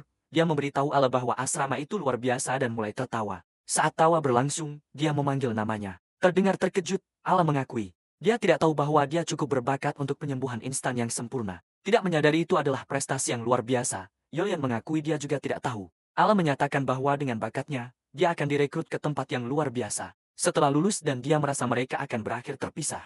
Memanggil namanya. Dia mencoba menarik perhatiannya. Tatapannya yang tegas bertemu dengan miliknya. Allah menyatakan bahwa dia tidak berniat kalah darinya. Setelah semua dia akan berada di sisinya. Dan juga bagian dari kelas lanjutan, dia menyarankan agar mereka saling mendukung hingga akhir. Dan Yorian setuju dengan anggukan. Keesokan harinya seorang guru menyapa kelas. Dan memperkenalkan dirinya sebagai yang bertanggung jawab atas kelas lanjutan. Taiwan mengumumkan bahwa dia berharap bisa akur dengan semua orang.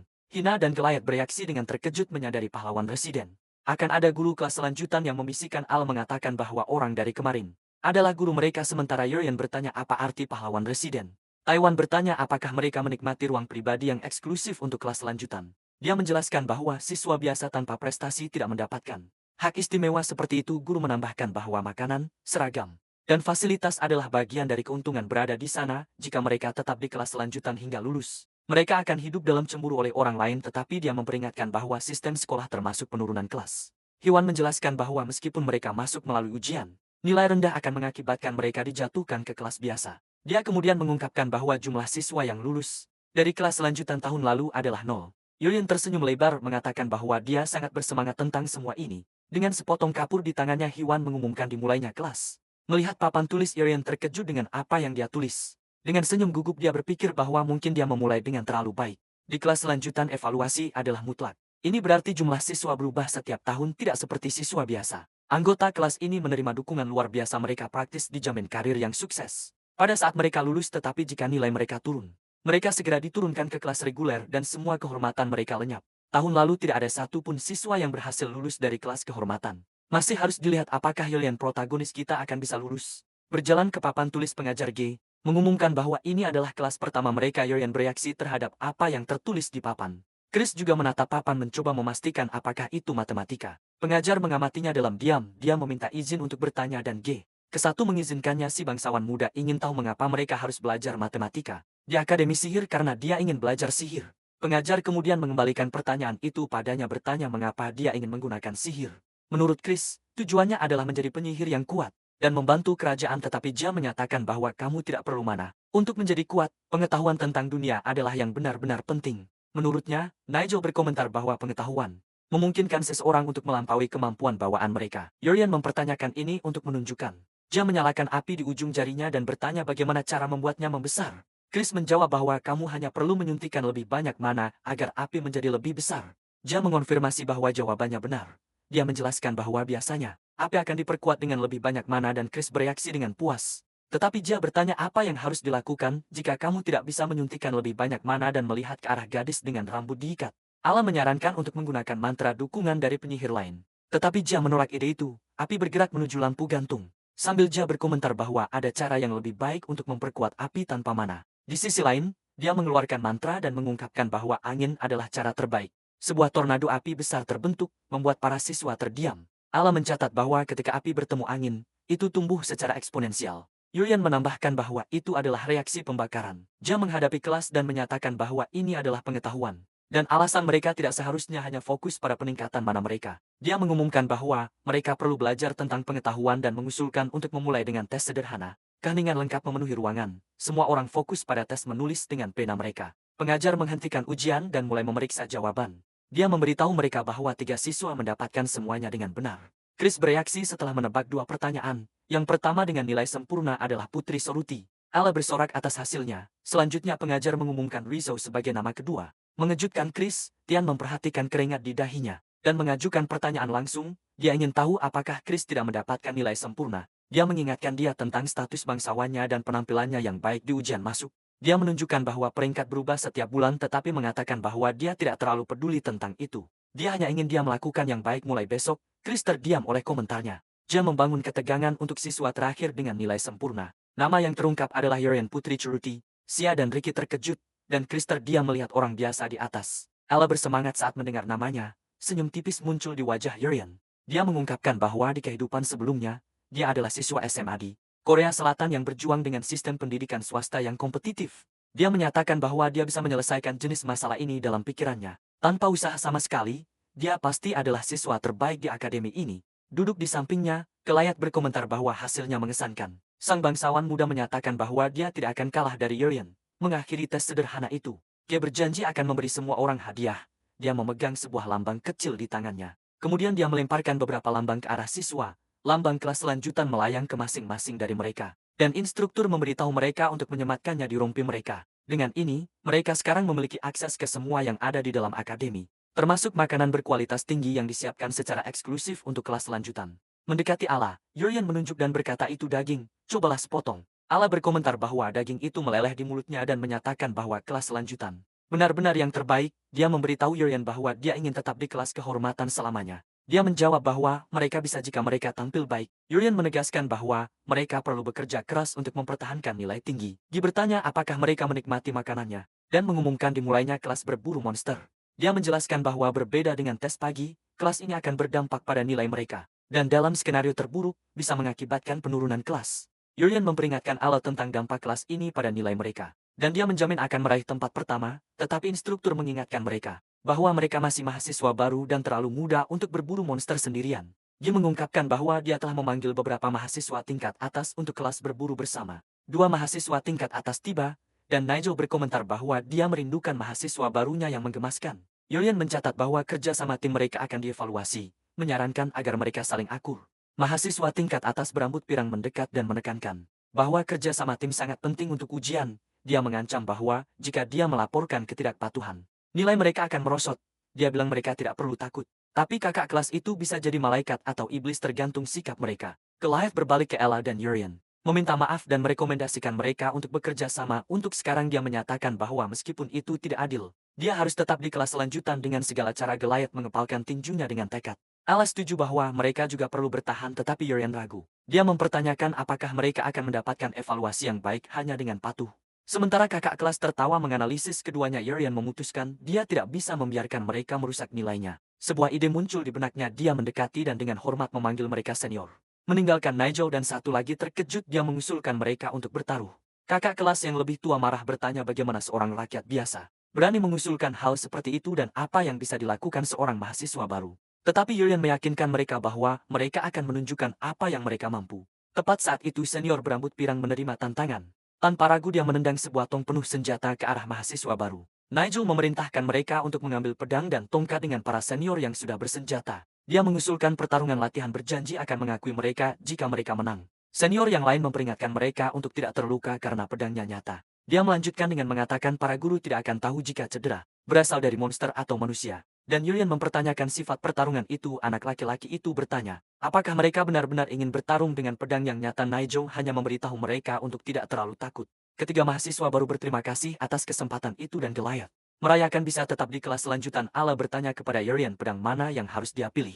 Dan dia memberitahunya untuk ambil saja yang mana saja sementara para senior mengawasi si pendekar. Senior memberitahu Nigel untuk tidak bersikap lembut dan dia setuju. Tiba-tiba maju. Senior menyerang Allah yang memblokir serangan itu dengan tegas. Terkejut senior mundur.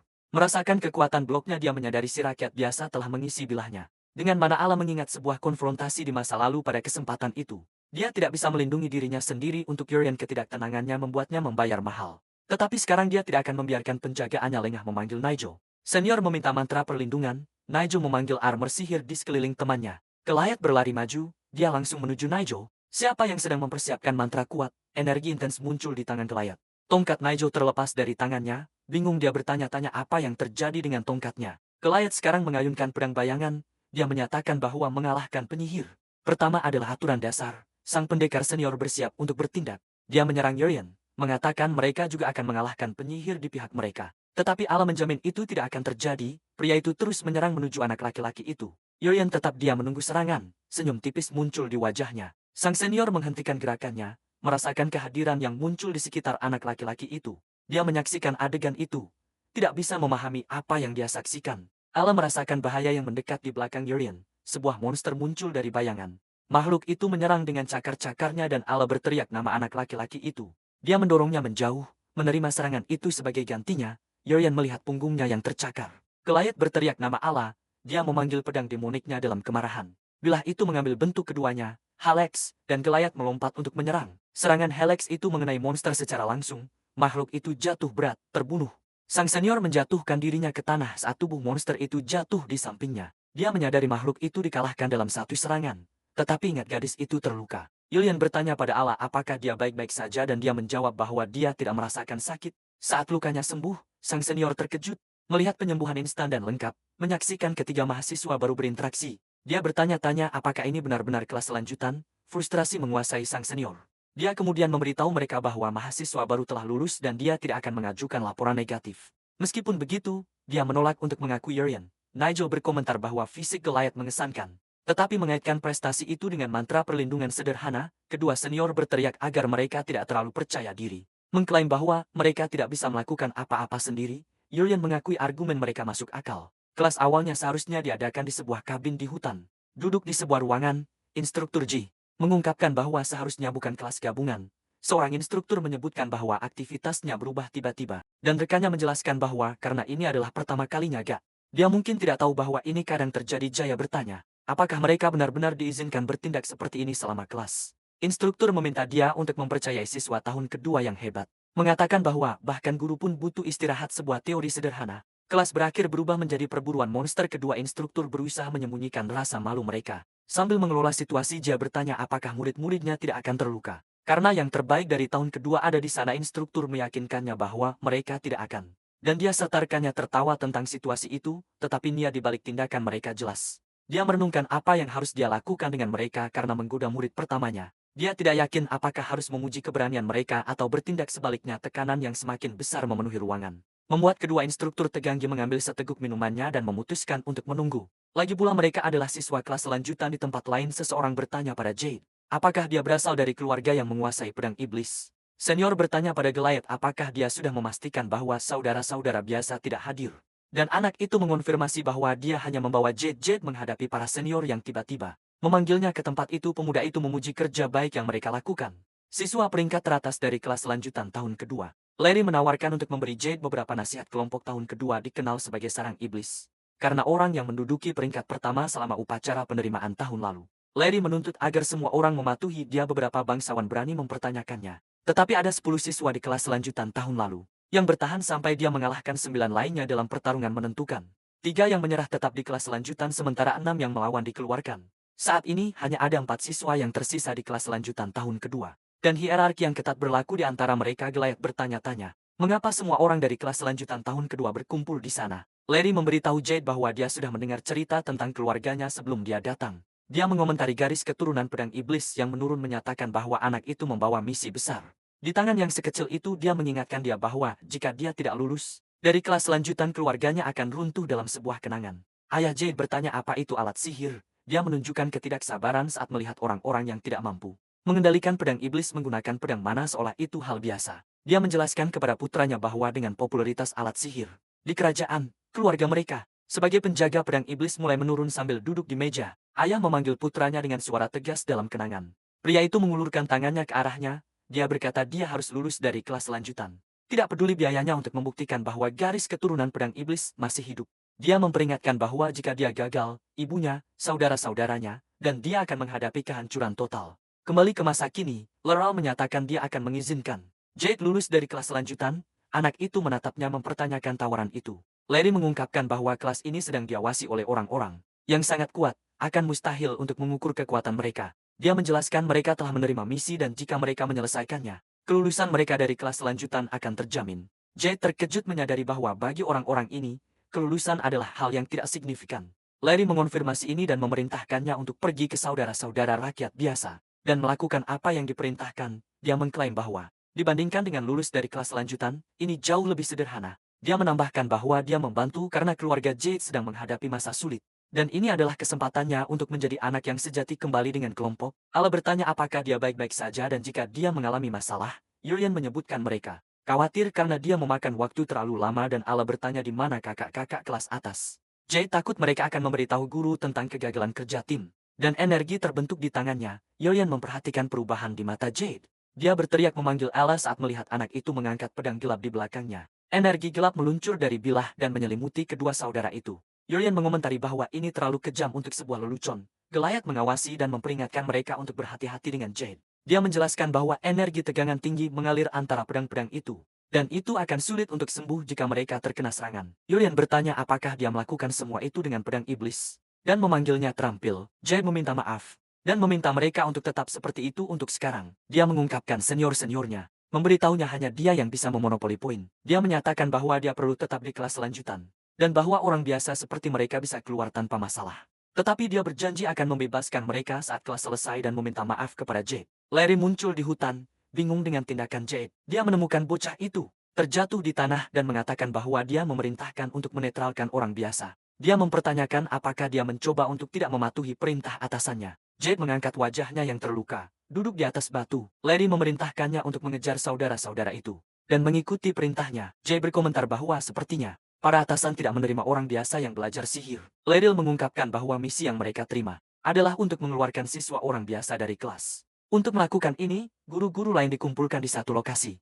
Dia menyatakan bahwa misi ini harus diselesaikan. Dia mengingatkan agar tidak mengecewakan para atasan. Dan mengatakan ini adalah kesempatan untuk menyelamatkan keluarganya dan menjadi anak yang baik. Larry menatap bocah yang terluka di tanah. Dia mengatakan bahwa dia tidak mengerti tindakannya. Dan mengingatkan bahwa dia perlu lulus dari kelas lanjutan. Dia bertanya mengapa dia melakukan begitu banyak untuk sepasang orang biasa yang miskin. Tetapi Jade mengoreksinya. Dia menyatakan bahwa mereka adalah Allah dan Julian, seniornya. Membalas bahwa baru 1 atau 2 hari sejak mereka diterima. Tidak cukup waktu untuk membentuk ikatan. Jade mengepalkan tinjunya di tanah dan berkata bahwa dia tidak melakukan ini karena kedekatan. Dia menegaskan bahwa bakat Allah dengan pedang layak berada di kelas itu dan bahwa meskipun Julian lemah dan berjuang dengan sihir, dia cerdas dan akan menjadi dewasa yang mampu memimpin kerajaan menuju kemakmuran. Kemampuan penyembuhannya juga luar biasa dan di masa depan, dia akan diakui dan menyembuhkan banyak orang sakit di kerajaan. Jade menyatakan bahwa mereka berdua memiliki masa depan dan bahwa mereka akan membawa cahaya yang lebih terang daripada bangsawan manapun yang hanya menilai berdasarkan status. Larry mengulang kata-kata masa depan yang lebih cerah dan mengakui bahwa mungkin dia benar. Dia mendekati Jade dan menyatakan bahwa tidak ada yang tersisa untuk keluarganya. Tetapi putus asa yang mengganggu perintah seorang bangsawan tinggi akan menjadi kejahatan yang bisa mempercepat kejatuhan keluarganya. Bahkan lebih jauh dia menyebutkan adik-adiknya yang naif dan polos, yang tidak tahu apa-apa tentang dunia dalam ingatan Sade dan Hazel, berlari untuk mengucapkan selamat kepadanya karena masuk ke kelas lanjutan. Jade memeluk mereka dan mengonfirmasi bahwa berita itu luar biasa. Adik-adiknya bertanya apakah ayah mereka bisa tersenyum lagi mulai sekarang dan apakah keluarga mereka akan bahagia lagi. Membuat Jade terdiam. Dia tetap diam di hadapan pertanyaan mereka. Lalu Jade memeluk mereka lagi dan meminta mereka untuk percaya padanya. Dia berjanji untuk lulus dari kelas selanjutan sambil memikirkan adik-adiknya dan ayahnya. Kembali ke masa kini Larry berkata tidak ada kata terlambat dan mengulurkan tangan kepada Jade. Dia bertanya apa yang salah. Dengan memprioritaskan keluarga di atas masa depan kerajaan dan apa yang dilakukan adik-adiknya yang polos untuk pantas mendapat kehancuran. Larry menyatakan bahwa tidak peduli seberapa banyak dia melawan, adik-adik dari kalangan biasa akan diusir hari ini. Karena tidak ada guru yang bisa menyelamatkan mereka. Dia mengulurkan tangannya dan menuntut agar Jade mengumpulkan dirinya dan menyelesaikan misi, meyakinkannya bahwa dia tidak membencinya. Dia mengusulkan agar mereka menjalani kehidupan bangsawan yang sukses bersama. Jade menolak dan mendorong tangannya menjauh. Dia memberitahunya untuk mundur.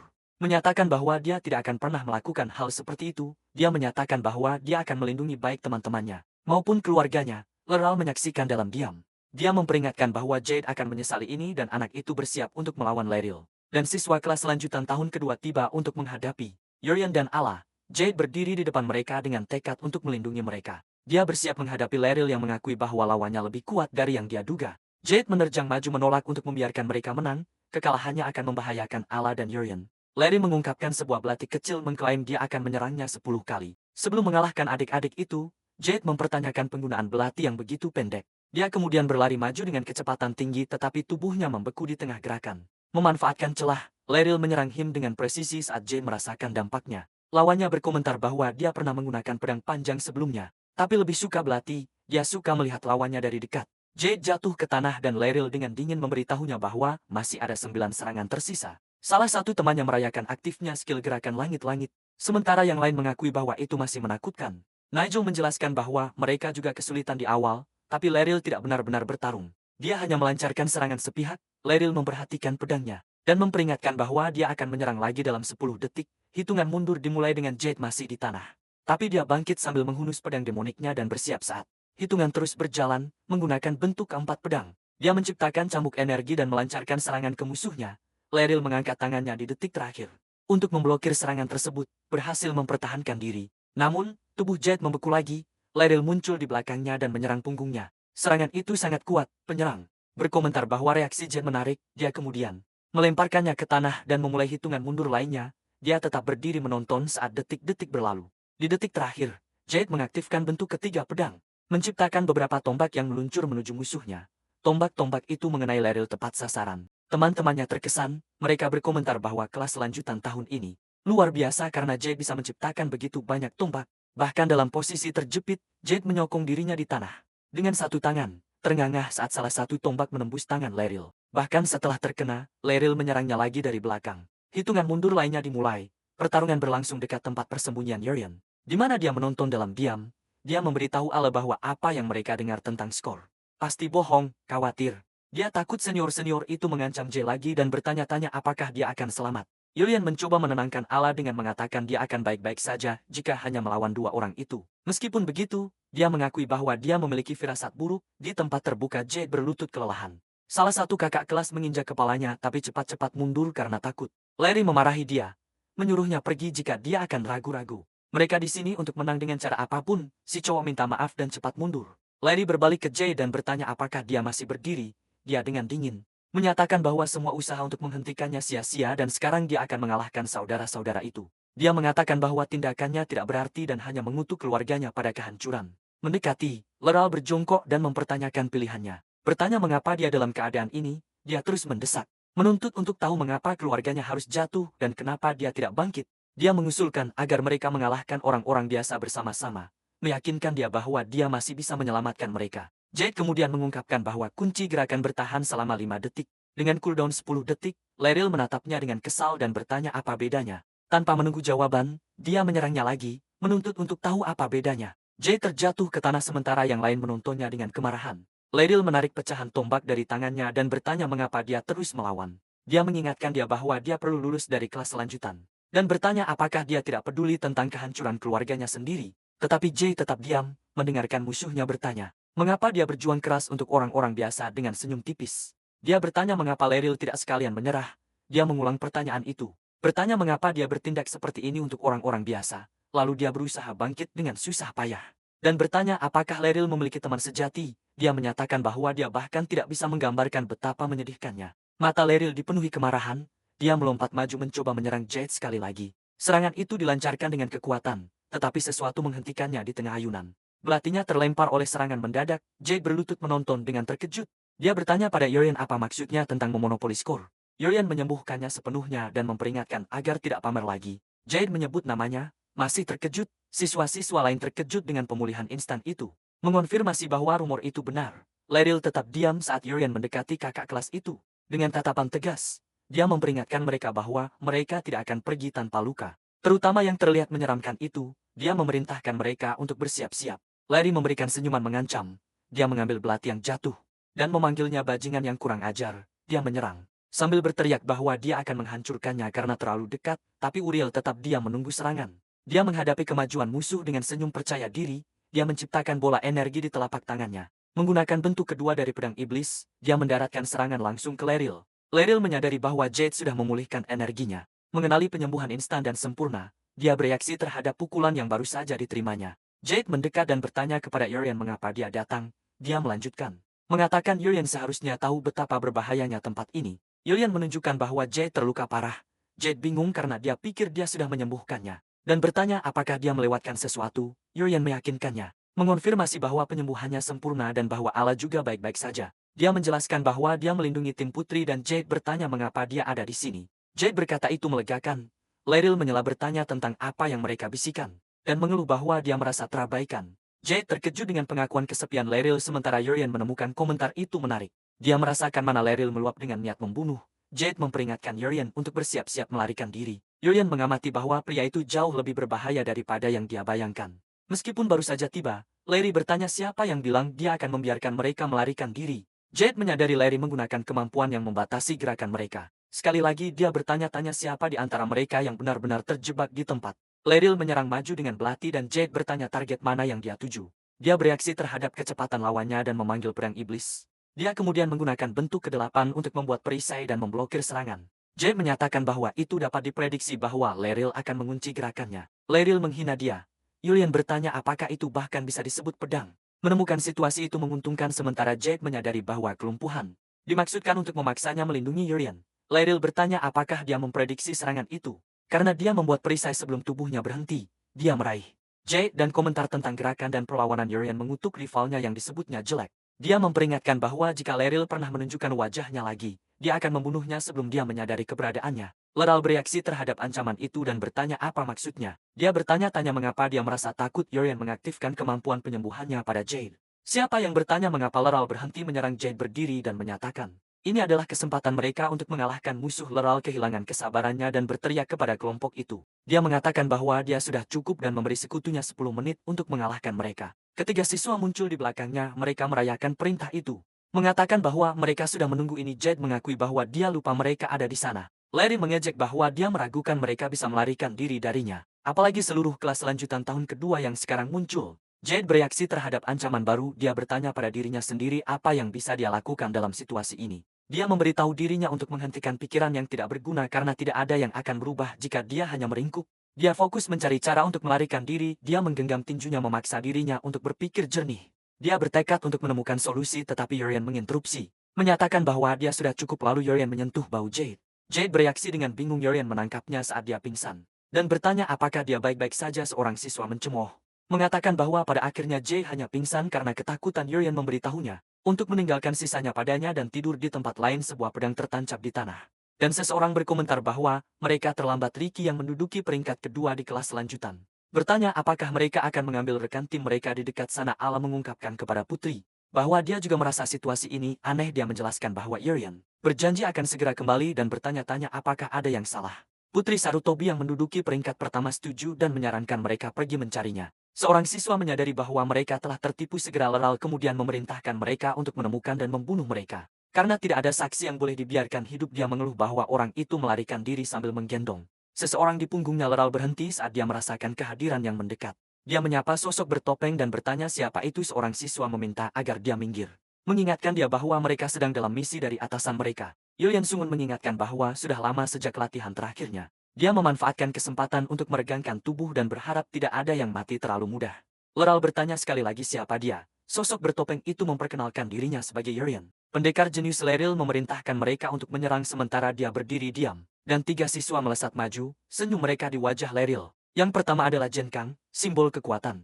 Mampu menghancurkan batu dengan tangan kosongnya. Yang kedua adalah Ailau, seorang bocah aneh yang menikmati pembunuhan. Dan yang ketiga adalah Kelly, yang terlemah di kelompok tapi dikenal karena menyelesaikan setiap misi yang diberikan. Leril menyatakan bahwa mereka semua adalah bawahan yang hebat dan berjanji, orang asing di depan mereka akan dijatuhkan perlahan. Dia bertanya apakah itu saja yang bisa dilakukan lawan. Tiba-tiba tubuh sekutunya terlempar dengan keras ke belakang. Leril berbalik bingung, ketiga bawahannya sekarang terjebak. Terbalik di batang pohon, Leril mengamati pemandangan dalam diam. Yulian Sangung menyatakan bahwa kemampuan pembatasan tidak berfungsi padanya dan memberitahu Larry untuk berhenti dengan trik-trik kecil itu. Larry mengulang kata-kata trik kecil dengan nada sinis. Yulian memarahinya, menyuruhnya untuk mendengarkan ketika seseorang berbicara. Leral menyerang dengan belati tetapi serangannya dengan mudah diblok. Yulian menyatakan bahwa itu tidak akan berhasil. Dia kemudian bertanya apakah itu satu-satunya yang bisa dilakukan Leral. Leral hanya menatapnya dalam diam. Kesal, Leral melancarkan serangan bertubi-tubi tetapi Yulian mempertahankan diri dari setiap serangan. Dia kemudian berteriak menanyakan apa masalahnya, dan mengklaim lawannya tidak bisa menang hanya dengan bertahan. Yulian tetap dalam posisi bertahan. Belati Leril hancur di tangannya. Larry menatap belati yang patah saat Yulian bertanya apakah dia adalah mahasiswa tingkat 2 teratas. Dia kemudian menyatakan kekecewaannya, mengatakan dia bahkan tidak akan mendapatkan latihan jika ini saja yang bisa dilakukan Larry. Larry menatapnya, senyum mereka di wajahnya. Dia mengungkapkan bahwa sudah 4 tahun sejak dia menggunakan pedang panjang. Leral melesat maju untuk menyerang dan Yulian mengatakan dia menantikannya. Dia mendekat dengan kecepatan tinggi. Yulian bertanya apakah dia mencoba itu lagi. Dia kemudian mempertanyakan mengapa Yulian berpikir kemampuannya terbatas pada membatasi gerakan, mengungkapkan alasan mengapa dia adalah peringkat teratas. Leral membentuk bilahnya dan menyerang bahu Yulian. Yulian mengamati tanda di bahunya. Alasannya adalah tidak ada yang bisa mengejar kecepatannya. Tahun lalu dia bertanggung jawab atas kasus penyerangan selama upacara masuk kelas lanjutan. Tetapi Dewan Direksi di Akademi Sihir Kerajaan mengumumkan bahwa dia sangat penting untuk keberhasilan kerajaan. Leril kemudian mempertanyakan bagaimana dia berani berpikir bisa menyamai kecepatannya. Dia menyatakan bahwa kecepatan adalah kekuatan. Yulian berkomentar bahwa dia memiliki tubuh yang kuat. Saat dia berencana untuk menetralkan lengan kirinya tetapi dia hanya berhasil meninggalkan tanda. Dan kemudian menunjuk ke tanda itu sendiri, dia kemudian menyatakan bahwa itu bukan tandanya. Larry melihat ke bawah bingung melihat tanda besar di dadanya sendiri. Dia kemudian menyadari situasinya. Larry bereaksi terhadap dampak pukulan itu. Yulian merasa situasinya membosankan saat Larry terjatuh ke lututnya. Larry kemudian mengklaim bahwa masa depan kerajaan tergantung pada bakatnya. Yulian menjawab bahwa itu lucu datang dari seseorang yang baru saja mencoba tindakan berbahaya seperti itu. Dia kemudian tetap diam. Sebuah kenangan menunjukkan Larry menyeret seorang Jet muda melalui hutan. Dia kemudian berdiri di atas bocah yang jatuh memegang belati. Jet tampak terjatuh dan dipukuli di tanah. Kembali ke masa kini, Yulian memanggilnya. Dia mendekat dan memperingatkannya bahwa dia tidak akan membiarkannya pergi dengan mudah. Leral kemudian bertanya siapa dia. Yulian mengangkat pedangnya dan mengucapkan selamat tinggal dari jauh. Putri Chuti mempertanyakan energi gelap saat Ricky bereaksi. Ricky kemudian menyebut nama Yuri Sanggong. Dia mengenalinya sebagai pelaku utama dalam kasus ujian masuk dan bersiap untuk mantra angin. Putri memberitahu Allah bahwa mereka juga perlu bergerak. Ricky berlari melalui hutan dengan kecepatan tinggi. Dia tetap fokus pada jalan di depan. Tiba di lokasi, dia mengonfirmasi bahwa mahasiswa tingkat 2 peringkat teratas. Yulian berdiri di atas tubuh Larry yang jatuh. Ricky melangkah maju dan memanggil Yulian Songong. Tetapi sosok bertopeng itu memintanya untuk memanggilnya Yuris saja. Ricky mempertanyakannya, bertanya apakah Leril adalah yang terbaik dari mahasiswa tingkat 2. Tidak cukup baik untuk dia juga. Lalu dia bertanya mengapa Yuris tidak mencoba mengeliminasi para siswa dan dia menjawab bahwa dia belum mengeliminasi siapapun. Ricky bertanya apakah dia tidak berencana untuk mengatakan yang sebenarnya, tapi menyerah dan menggenggam gagang senjatanya. Dia kemudian bersiap untuk menyerang, menyatakan bahwa dia akan memaksa dia untuk mengaku. Yuris hanya bertanya apakah dia lebih kuat dari Leral. Ricky memperingatkan dia bahwa dia akan menyesal jika berpikir dia sama seperti sebelumnya, karena kali ini dia akan menggunakan kekuatan dari Roh Agung Angin. Sosok bertopeng itu kemudian bertanya tentang Roh Agung. Herschel kemudian menjelaskan bahwa itu bisa menjadi apa saja, dari Raja Iblis hingga Raja Bisnaga. Yulian kemudian mencatat bahwa seperti yang diharapkan, ada ras lain selain manusia. Ricky memanggil nama Roh Agung Angin dan memintanya untuk memperkuat dia. Yulian berpikir itu cukup keren. dan bertanya-tanya apakah dia harus mempersiapkan keterampilan kebangkitan juga. Ricky memfokuskan kekuatan ketatapannya. Dia kemudian melepaskan 1000 pedang angin ke arah Yurian. Ricky menyelesaikan gerakan serangannya. Hujan serangan itu mengenai Yurian secara langsung. Dia kemudian berkomentar bahwa itu cukup menyegarkan. Energi serangan itu menghilang. Yurian kemudian menggenggam gagang pedangnya sendiri. Dengan satu ayunan, dia menepis sisa pedang yang tersisa. Dia kemudian bertanya-tanya apakah ini akan berhasil. Senjata Ricky mulai diliputi oleh energi. Dia melihat momen singkat saat lawannya menurunkan pertahanannya. Sebagai kesempatan emas, Ricky kemudian bersiap untuk mengakhiri pertarungan dengan satu pukulan. Tetapi Urus mengamati serangan yang mendekat dan mengatakan bahwa itu cukup bagus. Dia kemudian bertanya tentang 2 huruf. Lawannya akan melihat. Ricky bersiap untuk memberikan jawaban. Urus muncul di belakangnya dan menyerang, mengungkapkan bahwa jawabannya adalah bayangan setelah. Dia memarahinya, mengeluh bahwa Urus menyergapnya lagi. Urus kemudian berkomentar bahwa meskipun begitu, dia lebih baik dari siswa tahun kedua yang lain. Sebuah pengumuman memberitahu mereka bahwa kelas kehormatan tahun pertama, kelas gabungan senior telah dibatalkan. Alasannya adalah bahwa Irian, yang menjadi tersangka dalam insiden dengan para bangsawan muncul dan menghadapi para siswa lagi. Gi kemudian berjalan dengan tekad menyusuri sebuah koridor. Direktur Mages memanggilnya dengan nama Heiwan. Dia bertanya apakah dia menerima laporan. Dia mengonfirmasi sambil berkata bahwa dia mendengar tentang insiden itu. Sementara guru-guru lain mencarinya, Gi menjelaskan bahwa dia dicegah untuk pergi ke lokasi kejadian. Dan direktur berkomentar bahwa dia tidak mengira Gi adalah tipe yang menahan diri. Dia kemudian mengungkapkan bahwa dia sengaja tetap di tempat karena tidak pernah membayangkan murid-muridnya akan terpengaruh. Gi percaya ini dilakukan oleh seseorang yang memiliki kekuasaan tinggi, yang mampu langsung memanipulasi para guru. Direktur Mages setuju, menyatakan bahwa dia juga percaya pelakunya adalah seorang bangsawan berpangkat tinggi. Dia kemudian menatapnya dengan serius. Gambaran ruang kelasnya yang rusak muncul di benaknya di tengah puing-puing. Dia menyapa direktur lalu dia berkata, dia berharap direktur tidak terlibat dalam insiden ini. Mages memanggilnya dengan nama Hiwan. Dia menyatakan bahwa situasinya mengganggu dan bukan hanya untuknya. Dia mengatakan dia juga marah karena murid-muridnya terpengaruh. Dia bersumpah bahwa dia tidak terlibat dan mengungkapkan bahwa dia sedang menginterogasi para guru yang menahannya karena dia percaya mereka mengikuti perintah.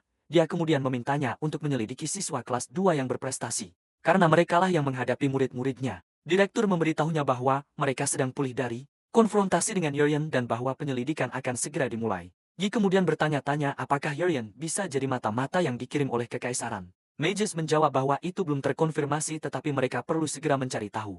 Dia menyimpulkan bahwa orang ini adalah entitas berbahaya yang mungkin bersembunyi di sekolah. Merencanakan rencananya secara diam-diam, Yurian menikmati 2 potong daging besar. Ella berseru bahwa makanannya enak dan menawarkan permen kepada Yurian, yang juga sedang melahap daging. Dia kemudian bertanya-tanya, apakah ini akan membuatnya tertinggal di kelas kehormatan meskipun mereka merencanakan pelajaran berbahaya lainnya. Chris mempertanyakan sikap mereka tetapi Rizzo memarahinya dengan kesal. Chris menantangnya untuk menyelesaikannya dalam konfrontasi langsung. Tetapi Rizzo menjawab bahwa dia akan menyesali tantangan itu. Hina dan Goliath berkomentar bahwa mereka juga terpengaruh oleh pelaku tetapi tampak baik-baik saja karena pemulihan instan mereka. Sia kemudian berkomentar bahwa dia iri dengan itu. Mu bereaksi tiba-tiba. Sia kemudian bertanya ada apa. Jade mendekat memanggil Ala dan Yurian. Dia mengatakan dia senang mereka berdua selamat dan Yurian bertanya apakah Jade baik-baik saja. Jade mengonfirmasi bahwa dia pingsan tiba-tiba tapi baik-baik saja karena itu terjadi sesekali. Ala kemudian memberitahu Jade bahwa dia mencoba mengambil risiko untuk melindungi mereka. Dia lalu meminta agar mulai sekarang dia tidak mencoba melakukan segala sesuatu sendirian agar mereka bisa mengatasi ini bersama. Jade bertanya pada Ala apakah mereka adalah teman yang berharga dan dia bereaksi terhadap pertanyaan itu. Dia senang dengan ide itu tapi Yurian berkomentar bahwa Ala lebih penting. Diikuti oleh menu makan siang dan baru setelah itu Jade kemudian mendoakan dirinya sendiri semoga beruntung di kelas gabungan senior yang bisa mengarah pada penurunan kelas. Semua siswa tahun pertama berhasil keluar dengan selamat. Yurian juga berhasil keluar dengan selamat di kelas kehormatan. Setelah beberapa bulan damai, Direktur Mages mengumumkan bahwa siswa sihir khusus Yurian akan dikeluarkan jika dia gagal ujian. Yurian mengonfirmasi bahwa ini benar, menempatkannya dalam bahaya pengeluaran. Awalnya saat mendaftar sebagai siswa sihir khusus ada syarat pengeluaran untuk nilai rendah. Tapi direktur percaya dia akan dengan mudah lulus ujian ini. Juga dan Yurian setuju. Direktur kemudian membersihkan tenggorokannya dan melanjutkan penjelasan. Sesi ini adalah ujian tengah semester sekolah sihir kerajaan. Ujian berburu monster untuk kelas kehormatan. Semua orang akan memasuki hutan ujian masing-masing. Dan untuk lulus diperlukan mengumpulkan 20 poin. Rizzo mempertanyakan 20 poin itu. Berpikir itu terdengar rumit sementara Chris memarahinya karena cara bicaranya. Direktur Mages memuji pertanyaan siswa Rizzo. Dia kemudian mengungkapkan informasi penting. Menjelaskan bahwa monster tipe binatang seperti serigala, beruang, dan harimau adalah level 1. Dia melanjutkan menjelaskan bahwa monster tipe senjata seperti pedang, busur, dan Kappa adalah level 2, sedangkan untuk monster tipe bencana alam, seperti topan dan gempa bumi mereka diklasifikasikan sebagai level 3. Kemudian dia mengungkapkan bahwa monster tipe penyakit yang menyebabkan berbagai penyakit adalah level 4 dan akhirnya dia menyebutkan bahwa hanya ada satu monster level 5 di dunia. Saat direktur kemudian menjelaskan bahwa seiring dengan meningkatnya kekuatan monster, begitu juga dengan bahaya yang ditimbulkannya bagi manusia. Julian menemukan penjelasan itu menarik, menyimpulkan bahwa monster adalah musuh umat manusia. Rizzo kemudian menyela dia dan bertanya lagi tentang sistem 20 poin itu. Penyihir kembali memuji pertanyaan bagus dari siswa Rizzo, lalu dia menjelaskan bahwa monster level 1 bernilai 2 poin dan monster level 2 bernilai 5 poin. Goliath mengerti bahwa mereka hanya perlu berburu dan mengumpulkan 20 poin. Dia bertanya apakah masih ada penjelasan yang diperlukan, lalu direktur memberitahu mereka bahwa periode ujian adalah 5 hari dan itu adalah kompetisi individu. Julian menghitung bahwa dia perlu memburu 4 monster level 2 untuk lulus. Tanpa mengungkapkan kekuatannya, Mu bertanya kepada direktur berapa poin yang bernilai monster level 3, direktur berkomentar bahwa di antara siswa tahun pertama, dia adalah yang ketiga yang bertanya tentang itu. Dia menjawab bahwa monster level 3 bernilai 20 poin, tetapi memperingatkan mereka untuk mundur segera jika mereka menemui satu. Rachel menyatakan bahwa monster level 3 tidak dapat diatasi oleh seorang siswa. Apapun yang terjadi, Profesor Garionbi kemudian meyakinkan mereka bahwa mereka akan menangani monster level 3 di ujian ini. Dia menyatakan bahwa tidak ada yang akan bisa mengganggu. Di ujian ini, dia menyatakan bahwa tidak ada yang bisa mengganggu. Kali ini, baik itu monster atau lawan, Julian sebagai pengawal eksklusif kelas kehormatan menyatakan bahwa dia akan menangani itu secara pribadi. Julian menemukan pengawasan yang meningkat selama ujian tengah semester cukup menarik. Pertanyaannya tetap apakah Julian bisa lulus ujian tengah semester dengan aman. Tanpa mengungkapkan kekuatannya, direktur mengumumkan ujian berburu monster, menjelaskan bahwa level 1 bernilai 2 poin dan level 2 bernilai 5 poin. Julian mengerti bahwa meskipun ujian ini mudah, dia membutuhkan total 20 poin untuk lulus. Ternyata banyak mata yang mengawasi ujian ini, terutama mata instruktur G. Chris mendekat dan bertanya kepada Julian apakah dia tahu bahwa ujian ini adalah kompetisi individu. Dia kemudian mengejeknya, bertanya bagaimana seseorang yang hanya bisa menyembuhkan, bisa mengumpulkan 20 poin sendirian. Allah membela Julian dan meyakinkannya bahwa dia akan membantu dengan cara tertentu. Tapi Julian hanya mengucapkan terima kasih. Dia kemudian menjawab bahwa dia sebenarnya lebih suka seperti ini. Profesor Garionbi mendekati direktur. Dia memberitahu bahwa dia sudah mengirim siswa-siswa ke lokasi yang ditentukan. Penyihir mengucapkan selamat padanya. Sementara seorang guru wanita menggunakan bola kristal untuk mengamati para siswa. Bola itu kemudian mulai terhubung dengan lokasi ujian. Gambar Putri Ceruti muncul jelas di perangkat sihir. Guru itu mengumumkan bahwa koneksi telah selesai. Dan direktur tampak senang. Lalu dia mengambil salah satu bola dan bertanya, siapa yang akan menjadi yang pertama lulus ujian? Seorang profesor berpendapat bahwa sudah pasti Putri akan menjadi yang pertama lulus mengingat bakatnya yang luar biasa untuk usianya. Tetapi Garionbi menyebutkan Ricky, siswa itu juga tampak luar biasa. Guru lain berkomentar bahwa semua siswa tahun pertama sangat hebat. Tetapi kemudian bertanya tentang siswa sihir khusus, seorang instruktur meragukan bahwa si rakyat biasa akan menjadi yang pertama. Berpikir bahwa dia bahkan tidak akan bisa lulus ujian sendirian, guru itu khawatir. Mengatakan tidak mungkin dia bisa dikeluarkan dan bahwa Julian harus tetap di sekolah, namun Gi menyatakan bahwa dia belum melihat pemulihan penuh instan miliknya. Dia kemudian menyimpulkan bahwa mereka harus mengawasi untuk tahu apakah dia akan lulus ujian atau tidak. Di hutan, Julian meminta agar tidak diawasi. Dia kemudian melihat mata mengapung di langit yang mengawasinya. Julian tahu dia akan dikeluarkan jika tidak bisa mendapatkan 20 poin dan butuh cara untuk lulus. Tanpa mengungkapkan kekuatannya. Tetapi dia bertanya-tanya apa batas kekuatannya. Dia kemudian teringat bahwa pemulihan penuh instan adalah teknik yang luar biasa di dunia ini, Julian. Dan kemudian mempertanyakan apakah batas kekuatan hanya berlaku untuk kekuatan serangan. Seekor tikus raksasa muncul di belakangnya saat dia teralihkan, dia berbalik. Berkomentar bahwa makhluk itu memiliki penampilan yang menakutkan. Monster raksasa itu mencoba menyerang Julian. Dia kemudian melihat mata mengapung yang mengawasinya. Dengan tongkatnya, dia menciptakan pusaran air besar. Seorang guru sangat senang, berseru bahwa itu aliran air yang fantastis. Salah satu instruktur terkejut bahwa seorang siswa menggunakan perangkat sihir. Yang dia buat dengan cara itu, dia berkomentar bahwa dia memiliki kekuatan sihir yang luar biasa. Tetapi dia menambahkan bahwa kekuatannya tidak cukup dan makhluk itu tetap berdiri. Julian kemudian mengejeknya, mengatakan bahwa makhluk itu terlihat seperti tikus basah. Dia mencatat bahwa seperti yang diharapkan. Di level ini tidak ada rasa sakit di hatinya. Sebuah kenangan muncul ketika hatinya bereaksi dengan segera. Dulu dia mencoba menggunakan kekuatan yang jauh lebih besar. Yang berarti bahwa tingkat kekuatan tertentu tidak akan menyebabkan kematian. Ketika ditemukan, tikus raksasa itu kemudian terbelah dua. Julian sekarang mendapati dirinya dikelilingi oleh 3 monster identik. Dia kemudian bertanya-tanya apa sebenarnya tingkat kekuatan kritis itu. Sebuah monster berskeletal muncul di belakang salah satu tikus. Yurian mengamati makhluk itu dengan saksama. Monster berbentuk pedang kemudian memperlihatkan dirinya. Makhluk itu maju dengan kecepatan tinggi, lalu menyerang tikus raksasa itu dengan beberapa serangan. Yurian menghindari serangan yang datang ke arahnya. Pedang itu mengalahkan monster yang tersisa. Para guru mengawasi adegan melalui bola kristal. Setelah asapnya menghilang, medan perang menjadi sunyi. Kemudian dia menggunakan kemampuannya untuk pulih. Seorang guru merayakan pemulihan instan itu. Sementara seorang instruktur terkejut tidak ada kerusakan. Yurian kemudian berkomentar bahwa monster level 2 seperti itu bernilai 5 poin. Dia kemudian bertanya-tanya apakah Ala mengumpulkan poinnya dengan baik. Jade memperingatkan Ala untuk berhati-hati dengan monster di depannya. Makhluk itu ternyata adalah monster level 2. Jade kemudian menyarankan mereka segera mengatasinya untuk menemukan Yurian. Ala berkomentar bahwa dia mungkin dalam masalah saat monster kapak bersiap untuk menyerang. Jade dan dia kemudian mengawasi makhluk itu mendekat. Dia melompat maju untuk menghalau serangan monster itu. Dengan kemampuannya sendiri, kemudian dia mencoba menahan serangan yang mendekat. Jade bereaksi terhadap kekuatan makhluk itu. Ala bergabung dengannya untuk membantu memblokir serangan. Bersama-sama mereka bersatu untuk menahan serangan. Jade berjuang untuk mempertahankan pertahanan. Tetapi kekuatan benturan itu melemparkan mereka ke belakang. Jade kemudian berterima kasih kepada Allah. Dan dia mengatakan bahwa dia berhasil menghentikan serangan berkat dirinya. Sahabatnya yang berharga, dia bereaksi terhadap komentar itu. Sementara Allah menyebutkan tangannya masih mati rasa. Dia menyadari monster level 2 jauh lebih kuat. Dan takut Yurian bisa terluka parah. Allah kemudian menunjukkan tekadnya. Dia menyatakan bahwa mereka perlu segera mengatasi monster itu dan menemukan Yurian. Jade kemudian setuju dengan rencana itu. Allah setuju dan Jade berkomentar bahwa sulit bagi orang itu untuk mengumpulkan poin sendirian. Mereka baru saja melawan monster level 2. Ini membuat mereka lebih percaya diri karena musuhnya kuat tetapi tidak tak terhentikan. Tapi sekarang duo itu melihat ke atas dengan terkejut saat badai besar mulai terbentuk di langit. Lalu monster level 3, sebuah badai, muncul di depan mereka. Di ruang pengawasan, para guru mengawasi kemajuan ujian. Salah satu bola kristal mereka menunjukkan Yurian sendirian di hutan. Para instruktur terus memantau siswa melalui alat sihir. Tiba-tiba salah satu bola kristal mulai retak. Guru yang memegangnya bereaksi, bertanya apa itu. Direktur Mages diberitahu tentang area 2, B3 dan C1.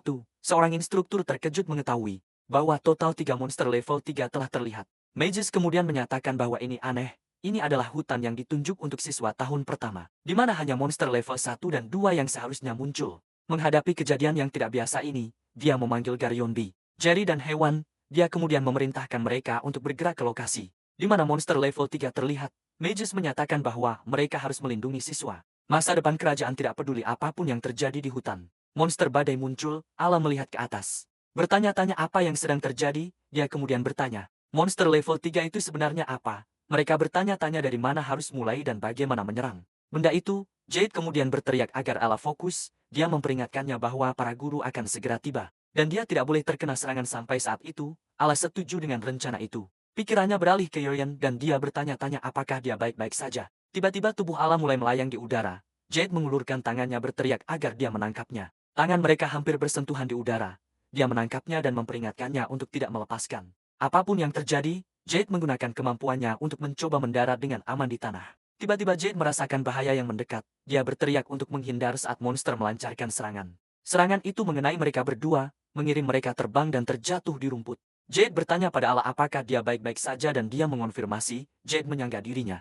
Melihat ke atas, dia menyadari ini satu krisis setelah yang lain dengan kedua monster menghalangi jalan mereka. Jade dan Allah bersiap untuk pertempuran yang akan datang. Dia kemudian memfokuskan energinya sementara dia mempersiapkan pedangnya. Jade kemudian berteriak bahwa untuk melarikan diri, mereka perlu memaksa jalan mereka melalui kapak. Monster melesat maju untuk menyerang. Jade bersiap untuk memblokir serangan itu. Menggunakan bentuk kedelapan dari pedang gelapnya, dia menciptakan perisai untuk mempertahankan diri dari serangan. Seperti yang diharapkan, dia berhasil memblokir serangan itu. Pedang Allah diliputi oleh energi. Dia kemudian melompat melewati perisai Jade untuk menyerang monster lainnya. Bilahnya kemudian bertabrakan dengan makhluk itu. Allah bereaksi terhadap dampak serangan tersebut. Serangannya hanya memberikan kerusakan ringan pada makhluk itu. Jade kemudian berlari mendekat dan memberitahunya bahwa dia baik-baik saja. Mengejutkan Allah, lalu dia melesat menuju monster. Dalam ingatannya, ibunya bertanya apakah dia benar-benar berniat mengorbankan diri untuk melindungi keluarga mereka. Jade kemudian menjawab bahwa dia baik-baik saja dan tidak takut jika itu untuk mereka. Ekspresinya kemudian dipenuhi dengan kekhawatiran. Dia kemudian mengoreksinya, mengatakan bahwa itu tidak benar, dan dia melanjutkan, menyatakan bahwa dia tidak perlu mengorbankan diri untuk keluarga. Dia menyarankan agar Jade selalu menggunakan kekuatannya untuk melindungi dirinya sendiri, rekan-rekannya, dan warga. Jade mengingat kata-kata ibunya tentang peran mereka sebagai pengguna pedang sihir. Sebenarnya, dia ingat tidak memberikan segalanya saat menghadapi Leril. Dia kemudian mengingat bagaimana itu menjadi masalah. Dia berpikir bahwa dia harus menyelesaikannya melalui pengorbanan dirinya sendiri. Lalu dia ingat bagaimana Irian menunjukkan betapa terlukanya dia. Dia juga mengingat Allah yang mengatakan bahwa dia ingin mengorbankan diri untuk melindungi mereka. Gambar adik-adiknya muncul, memintanya untuk tidak terluka. Kembali ke masa kini, ekspresinya berubah. Dia kemudian melepaskan bentuk pertama dari pedang sihir. Menciptakan serangan berbentuk tengkorak. Allah menyaksikan adegan itu dan bertanya apa itu. Allah bertanya senjata apa yang dia gunakan. Karena dia tidak bisa melihat apa-apa. Dia kemudian mengagumi keterampilan luar biasa Jade. Monster badai kemudian bersiap untuk menyerang. Jade berteriak kepada Allah untuk waspada terhadap apa yang akan datang. Angin kencang kemudian menghantam mereka ke udara. Pasangan itu bereaksi terhadap situasi yang tidak terduga. Dia kemudian terkejut bagaimana hanya dengan angin kencang bisa membuat mereka jatuh seperti itu. Dia kemudian bersiap untuk jatuh. Allah menyadari bahwa jika mereka jatuh dari sini, mereka pasti. Dia kemudian teringat pada Irian tiba-tiba. Jatuhan mereka terhenti di udara dan mereka melayang dengan aman. Allah mendarat dengan lembut sementara Jade jatuh ke tanah. Dan dia meminta Irian kemudian memperkenalkan dirinya dan bertanya, apakah itu monster level 3? Jade memanggilnya dan bilang dia lega, dia baik-baik saja. Irian mengingatkannya bahwa para guru sedang dalam perjalanan lalu berbalik ke monster. Dan bertanya apakah itu sebanding dengan 20 poin. Irian menyarankan agar mereka bertiga mencoba mengalahkannya. Membuat Jade dan Allah terkejut. Jade bertanya apakah dia serius. Dan bagaimana dia bisa berpikir seperti itu setelah melihat apa yang terjadi. Allah merasa malu karena takut dan menyadari bahwa Irian adalah orang yang lebih besar darinya. Tapi Irian hanya dengan semangat mengulangi bahwa itu sebanding dengan 20 poin.